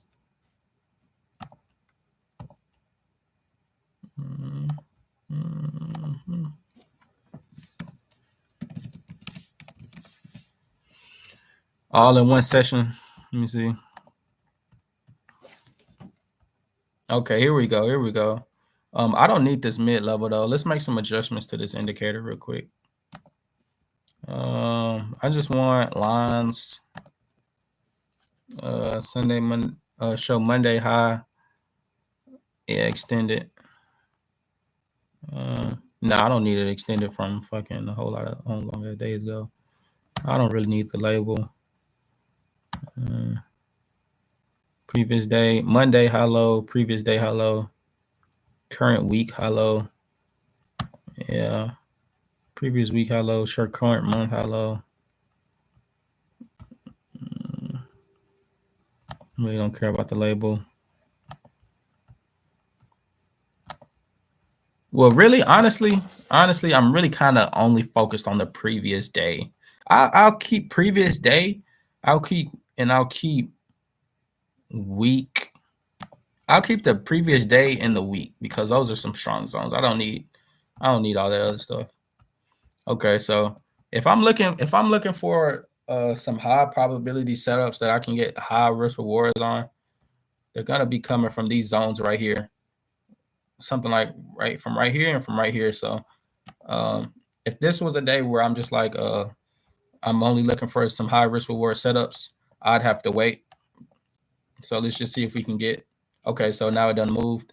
So I'm basically just gonna wait till price touches one of these zones. Hold on.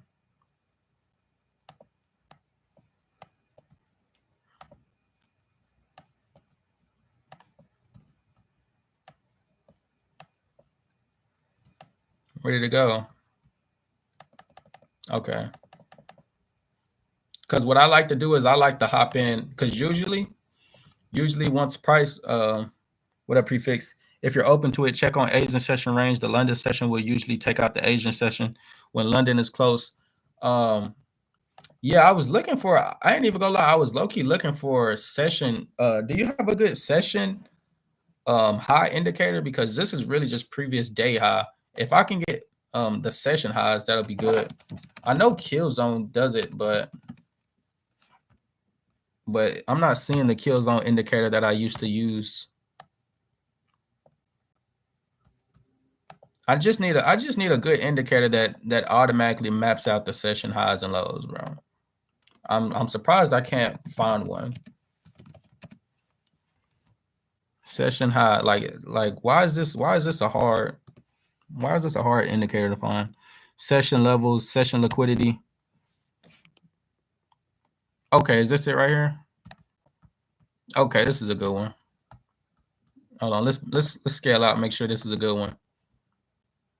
So I come to the chart at 3.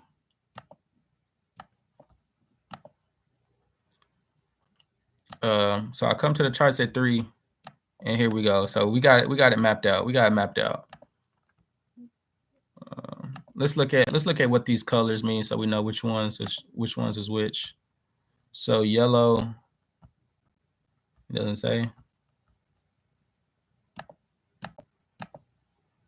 No, I thought they was gonna tell me wait, launch start day. So Asia, first session. Either way it go, these are the importance of. Some of these is kind of getting confused with the consolidation zone. That's why. Okay, so let's go ahead and mark these out. Because once I mark them out, I don't need the indicator on anymore. It's not gonna price isn't gonna wipe out every single one of these. You just gotta go ahead and mark these out like when you first get to the chart, so you know where they're at, and then you can pretty much hide the indicator. It's not that serious. So now that we got that marked out, we don't need it. We can turn the zones back on. So now we know. So coming into the day, we already know where the session highs are. And if y'all don't know, session highs are a great spot for liquidity grabs. So we're gonna see if we can get a nice liquidity grab set up, because I'm trying to see if on Wednesdays and Fridays, if instead of going for big hits on Wednesdays and Fridays, I'm gonna go for big moves, like 1 to 3 R's, and just to see if they can play out over time. But we're not just going to enter off the touch. It still does have to give us a nice rejection candle and then a break below that.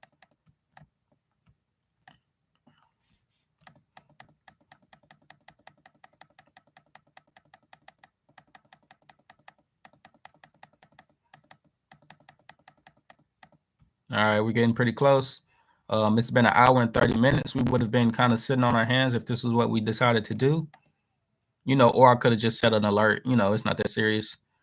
We got the tap into the zone. So now we know that we're above the session high. So we know that we just grabbed a lot of liquidity. So eventually, there's no guarantee that it's going to reject and then shoot all the way down. But eventually, we know we can get a nice liquidity grab set up, in my opinion.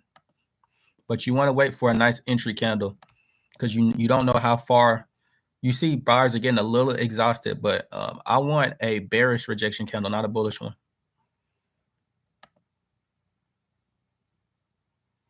All right, we got a nice momentum candle.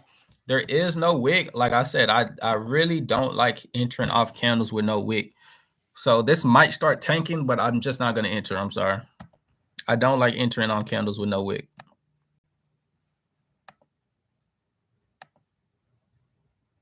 Okay, so now we got a nice bearish rejection candle. We've been above this session high for 1, 2, 3, 4, 5, 6, 7, 8 minutes. So I believe that if I'm to hop into a sale right here, let's see what contract size we kind of want to go with, because my SL is probably just going to be, we're going to keep the SL pretty tight. Only only 26 tick SL because we're just going to use the candle we're entering off of. Keep in mind, if the very next candle doesn't enter us in this trade, the setup is going to be invalid, but most likely it will. So I'm probably going to target. I could probably just target this all the way back down, right back down to the session high. This is the most logical place for that to happen. So if this was a 2 contract entry, this would be $530, and I'd be risking 260. So let's see. All right, so we are now entered in the trade. It didn't want to get all the way there before it hit SL. So this would have been an L, but this is why we're doing high RR trades. So even if this does lose, we still got another session high not too far above. The question I like to ask is, am I gonna take another? Well, we're back testing. We can just see if it hits or not. It's not that serious.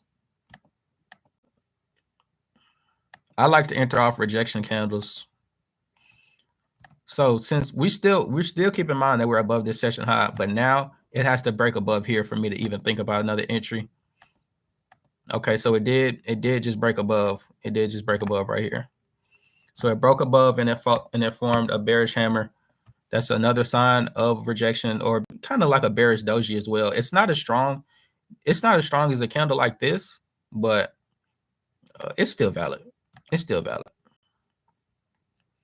But this is an example of counter trend trading. So, you know what I'm saying? It is kind of hit or miss. You're really kind of banking on the liquidity grab for me. So you can lose these trades. Obviously, you can lose every trade, but hopefully you can get a decent RR out of it. So it'll be the same thing. SL right above that candle. And I'm just going to, once again, try to bring it all the way back down to the session low. So this is a better RR than the last trade. This is, if I pop 2 contracts, I'd be risking 200 for 700 on this trade. If it breaks below, I'll be in. All right, so I am in. And it's just another clean fake out. So I don't know. This might not be the best, or maybe this just wasn't the strongest session high. Like let me zoom out to see if this is even shit. It looks like it's gonna end up rejecting. Let's just play it out. Let's play it out and see how many trades does it take for this setup to actually play out. So that's 2 L's. That's 2 L's using that zone. So we got we need a bearish rejection candle. I just want to see. I want to see, like, will it eventually play out?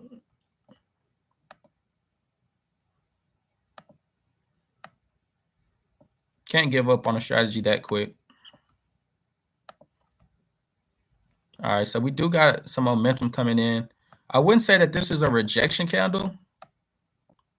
I wouldn't say that this is necessarily a rejection candle, but it did come in with a lot of momentum, and it closed below the open of the last candle. So it does look, in my opinion, looks like the sellers are now trying to come in.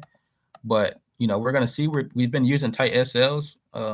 This isn't that tight. It's still 30 ticks. So if I was using 2 contracts, this would be risking 300. This trade was 200. I believe this other trade was 2,600. So all in all, after those two trades, I'd still only be down $500, which isn't that bad. On a combine, I'd still be good, but on my funded, I would be locked out. But we're gonna see. We're gonna see if this one hits. Same thing. SL right above the candle that we're gonna enter off of, and we're trying to bring it back to the next zone. So this would be 300 for 1,000 right here. Okay, so we're activated again.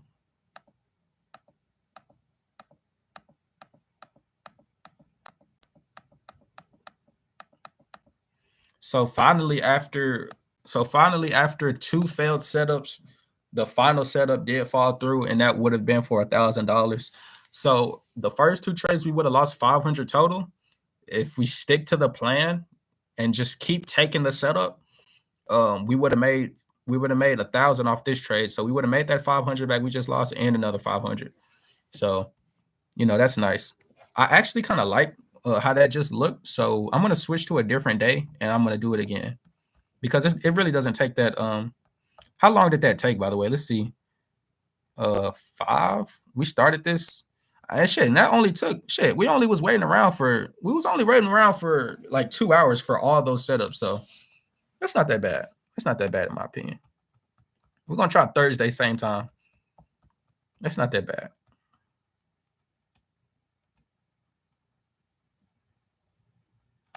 This is a strategy for some of those people that don't like negative RRs or something like that. It's not a bad strategy. I wouldn't mind implementing it every now and then. I wouldn't do it every day because I like to win. I like to win, for the most part. Like I like to come to the charts and win. And if I'm using a 1 to 3 RR every day, I know I'm not going to be able to win consistently. I mean, I'll make money obviously, but for my psychology, I like to win. So let's just mark some of these zones out real quick. We're gonna do the same. We're gonna do the exact same thing, and I want to see if it, maybe we don't have to lose 2 times before we get a win every day, like how we did on Friday. So let's see what happens. We're just looking for a break above and then for a rejection candle to form. It's really simple. Y'all strategies don't have to be that complicated. Okay, so like right here, we're not looking for a close above. It doesn't have to close above. Even a wick above could be a nice like liquidity grab to say. So we want to try to get this data as accurate as possible. So let's say we hopped in right there. SL above the high of that candle. So we'd be 2 contracts. We'd be risking 460. And like I said, we're not being stingy with these setups, bro. Like when I say we going high RR with these setups, this is a session high liquidity grab. For those of you who know about session high liquidity grabs, if you catch it at the right time, like you can make a lot of money with this. So we're gonna try to bring this all the way down. No cap. We're gonna try to bring this all the way down. Now, obviously, is the likelihood of it winning low? Yeah, but this is how session high liquidity grabs work. So so think about this. In a 2 contract position, you'd be risking 460. It's a 4. I don't even know the math on that, but I know that this is a 5 RR. So 460 times 5 is 2,300. So you'd be risking 400 for 2,300 on the setup. If you was using a 1 contract entry, obviously if you was using 1 contract, you'd be trying to make you'd be risking 200 for 1,000, which is probably better risk management. But let's see how it plays out.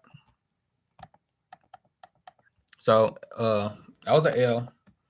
You're not gonna win them all. It'll probably be better. It'll probably be better. It might be better if we waited for a close above the line before we hop in. We're gonna see if that performs better because this next setup is the same thing essentially. So this would have been an entry candle, but it didn't break below, so we wouldn't have gotten in. So we would have just waited for another rejection candle again.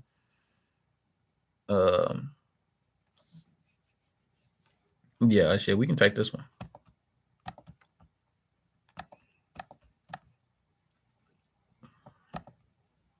Same thing. Have the SL about right here. 30 ticks. Remember on Friday we took 2 L's before that final W came and wiped out all the previous L's, and we are going for a crazy RR for this setup. So expect some losses. This is a 1 to 8. So couldn't quite get there. It's not always gonna have the liquidity to get all the way to the bottom, but this would have been, how much would it have gave you? It would have gave you about 50 ticks off that. Nowhere near what we was looking for, but it's whatever. Let's just keep going. We're gonna keep going to see if we can get it. We're gonna keep going till we get a win.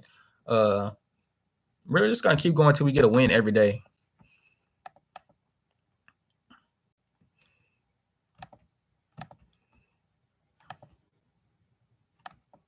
This really wouldn't be too good of a setup because your SL would be it wouldn't be long enough. So we're just gonna ignore that one.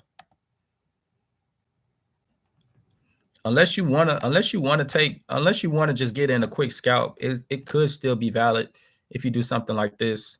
This would just be a solid 1-to-1 though. So let's see what happens. That shit, even that 1-to-1 wouldn't hit. All right, this is another one. We're just gonna keep moving it up. We're just back testing. We're just trying to see if the strategy is effective or not. Because the whole point is to try to get in at the top. The whole point is to try to get in at the top of the liquidity grab.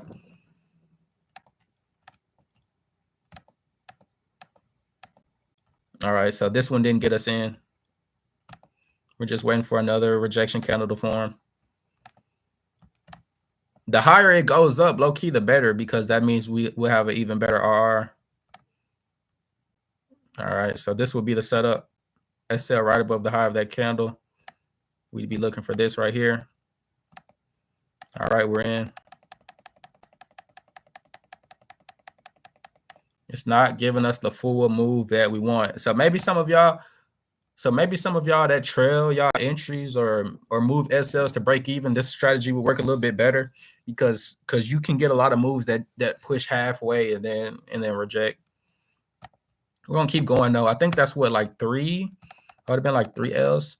And keep in mind, after it pushes up like this, you got to wait for it to reach the new high again, or it'd be pointless. So now it wants to tank. It just seems like honestly, it just seems like Thursday was just the L day for that strategy. We're just gonna go back and see. Now we're just gonna go to Wednesday. What up, Dre? What up? We're testing a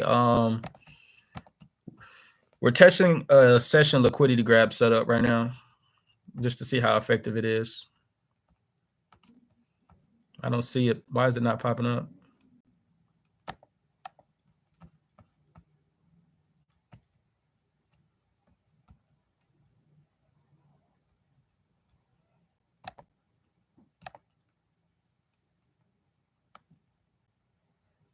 Let me refresh.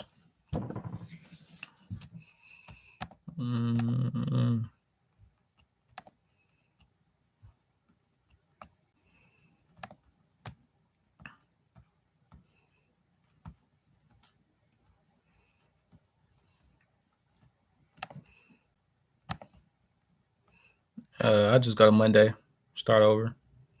This is too far.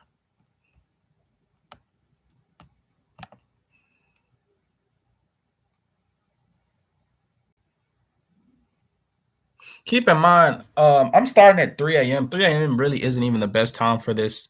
I'd say the best time for this is like during New York. New York Open would be the best time to test liquidity grabs because I mean London just kind of be chilling. But I know, but New York be really headhunting. I don't know why the sessions. Okay, here we go. Like it wasn't popping up.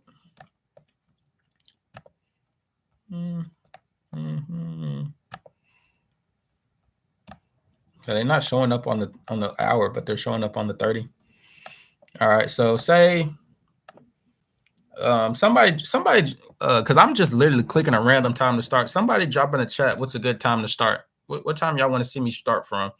Because the win rate would fluctuate depending on what time you're coming to the market.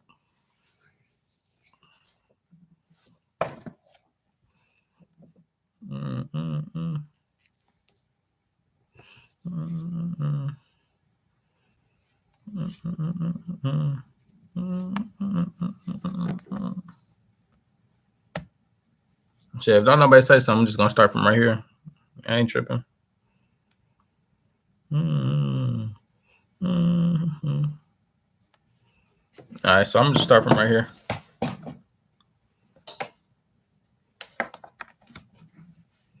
It's probably gonna be what we're looking at. I'm back testing. I'm back testing some liquidity grab setups right now. This is a setup predicated more for people that want to see like some high RR trades, or they like high risk reward, because this is a risk reward setup that can get you some 1 to 8s sometimes. But basically, we just threw a session liquidity indicator on. It tells us where the liquidity for the session is. I'm just trying to decide at what point should people be coming to the markets if you want to use this type of strategy. In my opinion, when I used to do this, I would come to the markets at 11 a.m. my time. So let's do that. This isn't going to give you too much time because obviously markets are going to be closing in a couple hours. But if y'all don't know, this is some sauce, by the way. If y'all don't know, from 7 a.m. to 11 a.m. is the London New York crossover. So that's why it's so much volume at New York Open, because London and New York is open at the same time. But once 11 a.m. hits, volume drops off because London closes. So then it's just New York. So what New York likes to do is so say we don't even need this anymore. So at 10:30, right? At 10:30, this was the London New York crossover. So the London New York crossover is right here. At 11 a.m., London session closes. So what New York likes to do, it likes to go right back up to the crossover, hit the crossover high, and then liquidate that high. So we're just going to test that real quick. So if price comes back up to that line, I'll be taking that same type of setup that I was looking for earlier. The only thing is where will TP be? We'll probably just eyeball it. If it can even get there. There's no guarantee. It doesn't get there. It doesn't get there every day.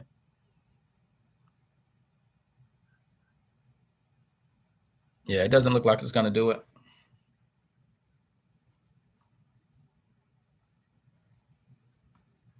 We're gonna fast forward to. I just want to see if this how this plays out. So I'm gonna fast forward to Tuesday at 11.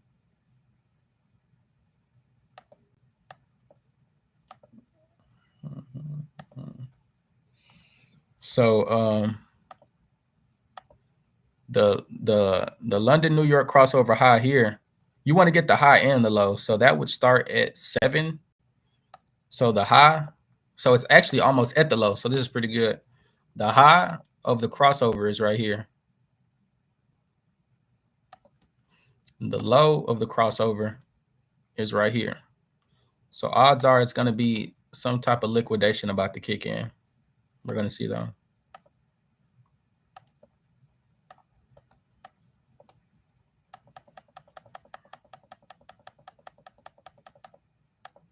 Like I said, you won't have that much time because markets are about to close soon. So you're pretty much only going to get one good setup out of this. Okay, so as you see, as soon as it touched, you want to wait. You want to wait for the confirmation. You want to wait for the confirmation. This is kind of one of those. This is one of those setups where you might have to take it twice because the first time you enter, it might fake you out. It might fake you out, and you might be mad, but you might just have to suck it up and enter in twice. So we're gonna see if this hits. The only thing we need to decide is where TP and where SL is gonna be. So boom, it tapped in below and then immediately rejected. What you want to do is you want to hop in after the break of the candle. So you want to hop in right here. You can just play it safe and keep your SL as tight as possible. Have it right below the low of whatever you was targeting. And let's just say you have a specific RR target instead of, say you want a 1 to 2.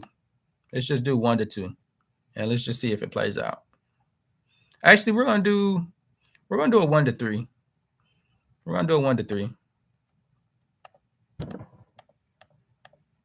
All right, like I said, you can get faked out. So we're gonna, like I said, you wanna leave enough drawdown just in case you have to take the setup twice. So that one took a L. Let's see if we can take it again. Same thing, 1 to 3.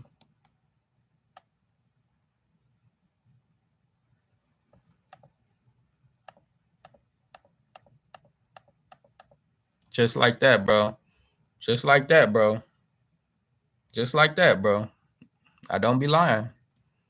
So that's a way that y'all can get a easy 1 to 3 if you're at the charts at 11 a.m. You have to be at the charts at 11 a.m. for that happen because it's a specific time confluence. So we're gonna fast forward to Wednesday and see if you can hit another 1 to 3.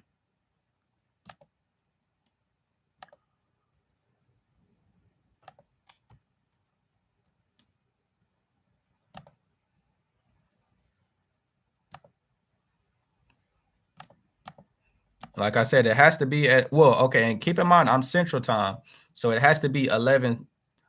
It's 11 a.m. Central for me. So wherever y'all is, compare that to 11 a.m. Central.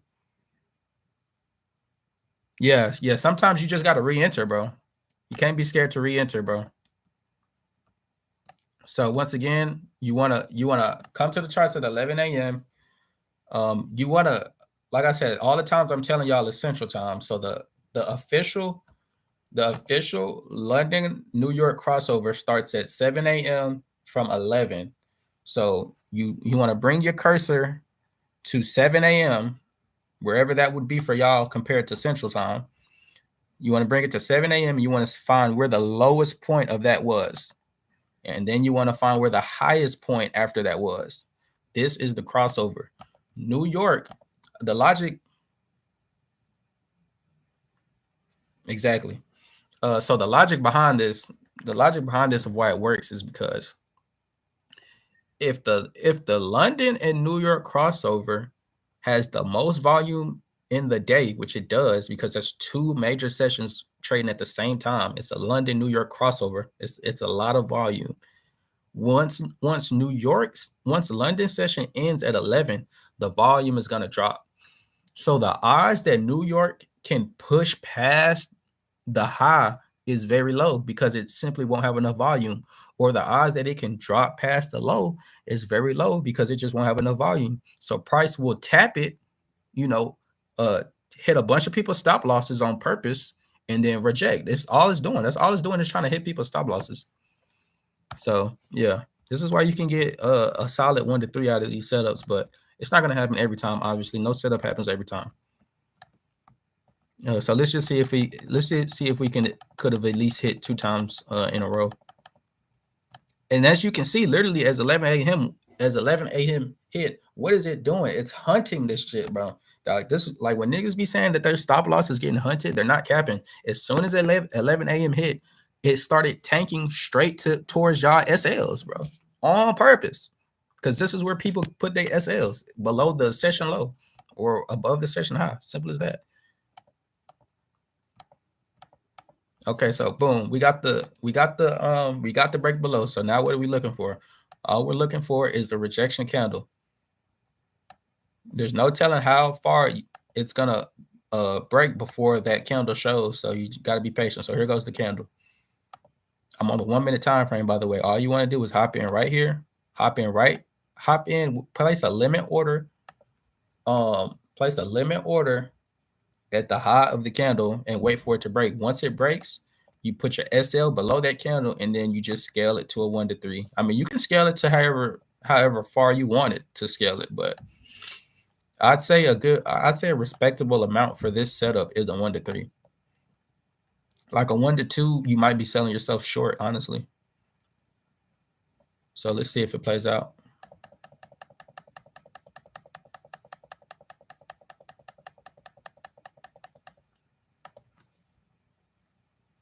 Come on now. Come on now. Say I'm a liar. Say I'm steering y'all in the wrong direction, bro. Tell me I'm steering y'all in the wrong direction. That's back-to-back 1 to 3s. All you have to do is come to the charts at the right time and y'all can make free money. Literally. But I'm telling you, this is the stuff that you learn when you trade for so long. This is the stuff that you learn, bro. We're just gonna go and do the same thing. I'm telling you, and bro, the 7 people that's in this live, I promise you, people don't know this. People do not know this. But I'm gonna fast forward to Thursday, and we're gonna see if the same thing works on Thursday. And some of y'all might be thinking, why don't I trade this every day? Shit, I be tripping. So, sometimes I be feeling like trading consolidation. Like it's just psychology at the end of the day. Like I know so many strategies and so many ways to make money. You can't trade every single way. But I could tell y'all, I could tell y'all a lot of ways to make money, but just because I know all these ways to hit doesn't mean I'm going to come to the chart and use every single strategy I know. I just like to use whatever, I like to use, honestly. What I do recognize, I could just be hitting for 1 to 3s, at least 2, 3 times out the day, free, free, free 1 to 3. You fuck with the MACD? I don't know what that is. I've heard of it, but I don't really know what it is. Is that an indicator or something?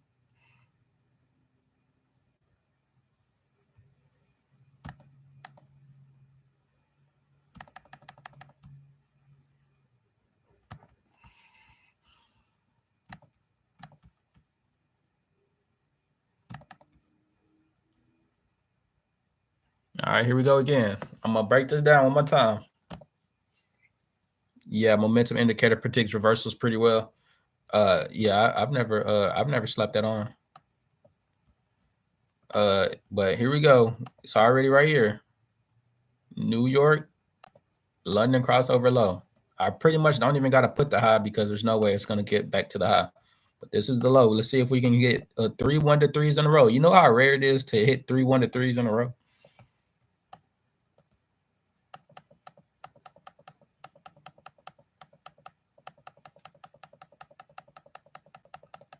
It's looking like it's kind of getting a little scared to get there. Every day, it doesn't wipe out the low every day. So and this is another reason why I don't trade it every day, because sometimes you simply just won't get the setup. Well, damn, I thought it wasn't going to touch the high. It might actually get there. Hold on.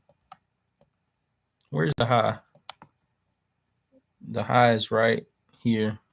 No way it's going to get way up here. Not with like only 2 hours left.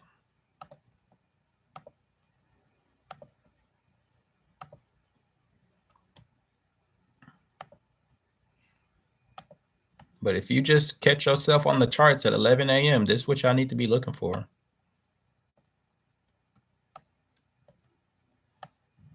That's what I'm gonna be looking for next week, because I dead at some of these strategies I'll forget about until I start talking about them. All right, so Friday just didn't give us the setup, so you won't get the setup every day.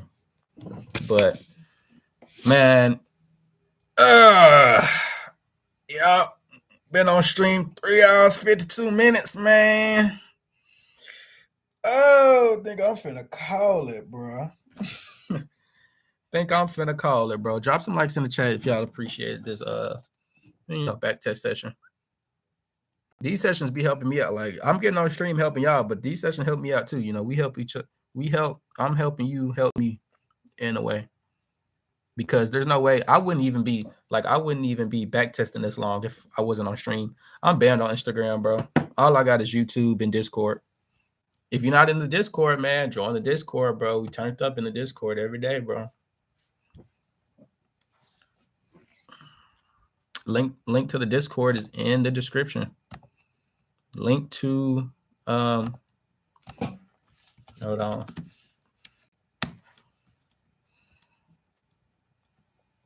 For those of y'all in here, y'all probably already know this, but every time I wrap up a stream, I'm gonna go ahead and bring it up. Like the value I provide, and y'all want some extra feedback, I do coaching. If you don't have a solid trading plan, this is my exact trading plan that I use to get funded. This is the exact trading plan I use to pass all my combines, bro. I just trade consolidation zones. I know a whole bunch of strategies. I can show y'all a whole bunch of strategies, but when I'm just trying to get funded, or when I'm trying to hit for some money on these prop firms, I'm just using this consolidation zone strategy. It's pretty simple. You can get like 3-4 winning days in a row, call it a wrap, and be passed, bro. Like a lot of y'all is trying to pass these combines, but y'all don't have a good strategy to pass the combines. You know what I'm saying? So if y'all want the actual step-by-step plan of how I pass my combines, it's on my website for $9.99. Ain't nothing to it. I'll drop a link to the chat. I'll drop a link in the chat. If y'all appreciate the value that I provide, there is a donation link in my Discord in the description, of course. And I'm dropping the link to the website in the description, and I'm about to drop a link to the Discord in the description. There's a whole lot of people in the Discord, and we all sending profits, all of that. If y'all like the way that I teach on these lives, I'm going live. I go live 6 times a week.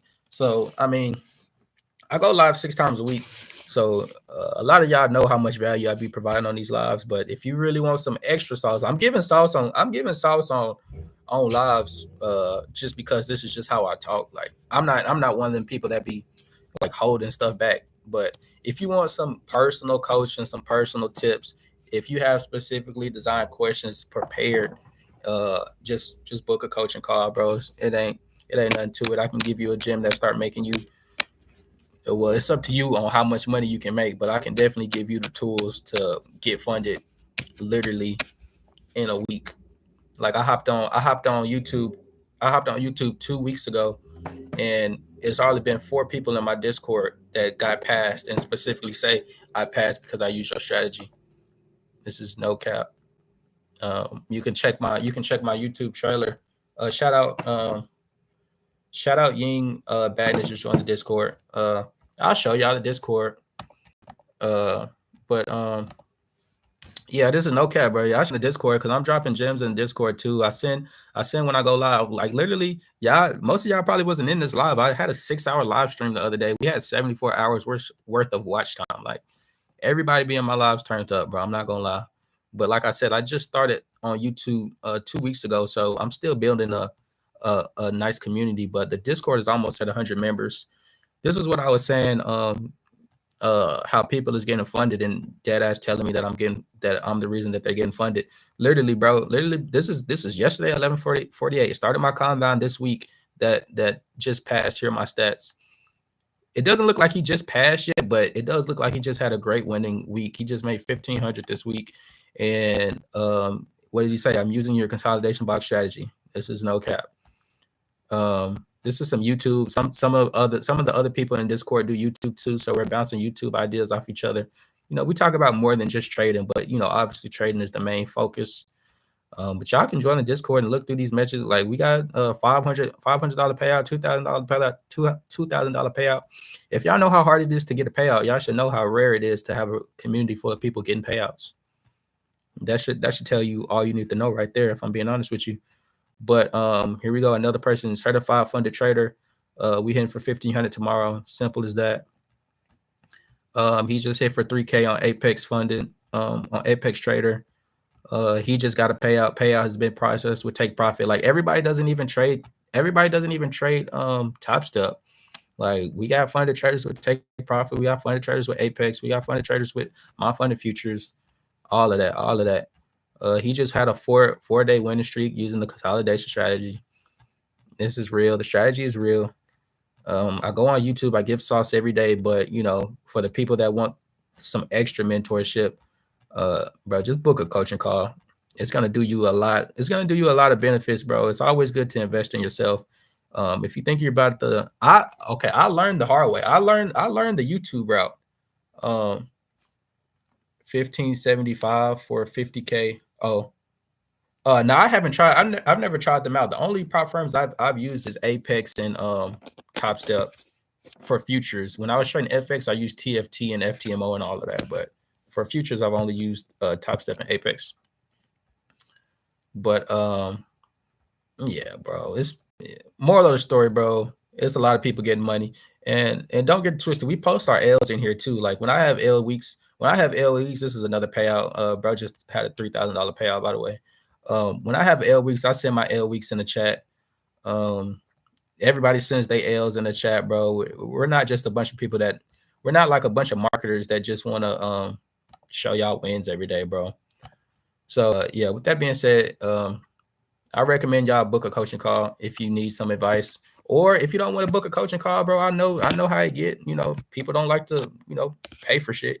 Dude, I get on live. I've literally been on live for 4 hours. All my lives be like this. Y'all can go back and check my YouTube. I be on live for like 3-4 hours, damn near every day, just giving people games. So if you don't want to do that shit, tune into the live. Help me get monetized. That's why I'm on YouTube. I'm on YouTube to build a community and get monetized. So now, so I can have money, so I can be making money trading. And if I have a bad week trading, I can still fall back on YouTube. That's another thing that y'all need to realize. Y'all are not going to be able to just pick up trading and just become full-time traders. Even when you become profitable trader, originally, like when you initially become a profitable trader, you're gonna need a big ass cushion before you can just say, I'm just gonna trade for the rest of my life. You're gonna need a big ass cushion before you're able to do that. So it's always good once you get the skill set to hop on social media of some sort and try to help other people, because uh I quickly found out that once you help other people make money, they are way more generous in giving you money. Like, bro, people be donating me $50 just because they hit. Like, I'll take it, bro. Don't get it twisted. I would take it. Thank you. Shit. Shit. If I teach you the strategy and you start making $1,000 with this shit, hey, you can cut me off some. Shit. But yeah, mentorships is $50 for a one-time call, but I don't recommend doing a one. I mean, you can get a one-time call. I'll give you a lot of value in 30 minutes, but if I'm being honest, the best deal on there is the 10 session package. You can get 10 calls for 350, and 10 calls with me if you space it out for a week. That's basically an entire mentorship. That's like a 3-month program with me calling you every week, checking up on you, making sure you're getting right. Uh, I've been taking, not gonna lie, I've been taking heavy L's since I started this shit 5 months ago. Spent like 1,000 on props so far, but I just consider that tuition to my bro. Everybody, everybody starts off in the hole, bro. It takes a long time to get out the hole, but you can't even really think about it being as an L, because, like you just said, that's just a tuition, bro. I've been trading for 4 years, and I told myself that same thing. Um, like when, because it just so happens that like I started getting profitable at my 3rd year, like rolling into the 3rd year is when the profitability started hitting. But as soon as that profit started hitting, I said, bro, because I dropped out of college. But the same time I started getting profitable is the same time where the people that did go to college that was in my class was graduating. So it's like, shit, nigga, I basically went to college, except I took trade college. You feel me? And it's just simple as that, bro. It's the same thing. You just learn a valuable skill set, but this skill set will last you forever, bro. The markets are not going anywhere. If even if something crazy happens and these prop firms shut down, you can always go live, or you can always just go to a different prop firm, or you can always just go from futures to options or options to forex. They all trade the same thing. Uh, yeah, 1,000 really. you really ain't spent shit, nigga. If I'm being honest with you, I probably, nigga, no cap, like I probably done lost like over the 4 years I've been trading. I probably done lost well over 30 to 50,000 easily, easily, easily 30 to. I'll do that in 2 hours. Yeah, you be crashing out, bro. You be crashing out. Yeah, you be crashing out, bro. But that's just something you got to get. You can't be crashing, bro. I'm gonna show y'all the week I had, bro. I'm gonna show y'all the week I had this week, bro. I had a this was a I had an unprofitable week on my funded account. Um, this is my funded account. This is my first funded account of 2025. Look at the week that I just had, bro. No cap. How many of y'all would have crashed y'all account out if y'all had a week like this?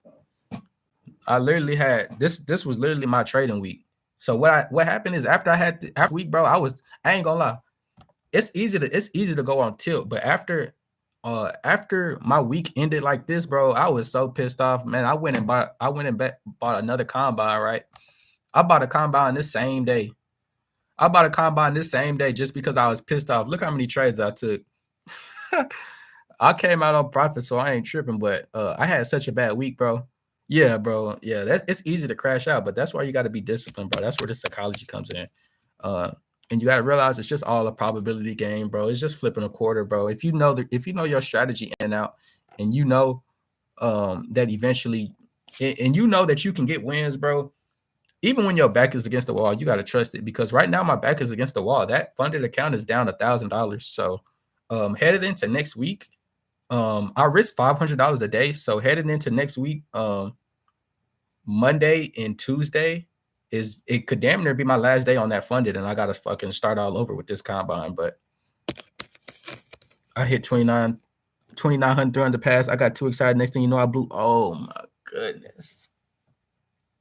Oh my goodness.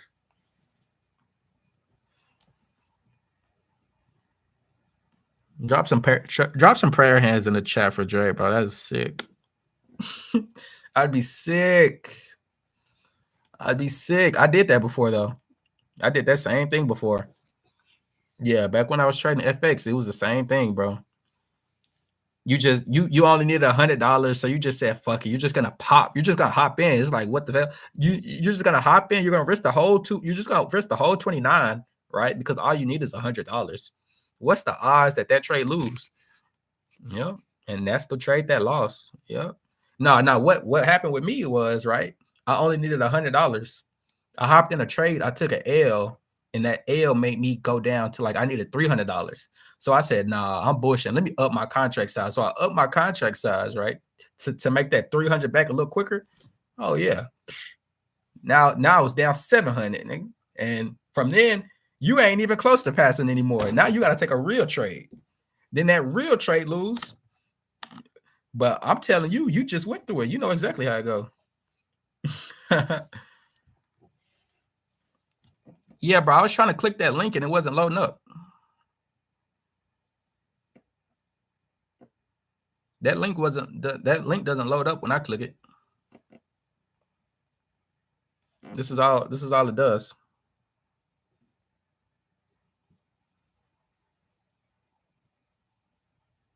You might have to just send a screenshot or something.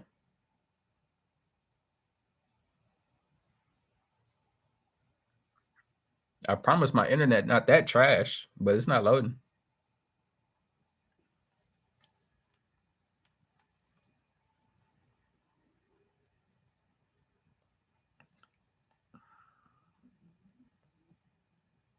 But yeah, this has been a great live stream. I don't live stream on Sundays, but I do live stream literally Monday, Tuesday, Wednesday, Thursday, Friday, and Saturday. I might start pulling 2 a days. Honestly, I might start streaming because I usually trade London, so I might start streaming London and New York if I feel like it. No guarantees though. But yeah, show some love on the Discord. Fuck with my website, fuck with the YouTube, all that. I'll catch y'all Monday if y'all tap in London session, or maybe New York if y'all tap in New York.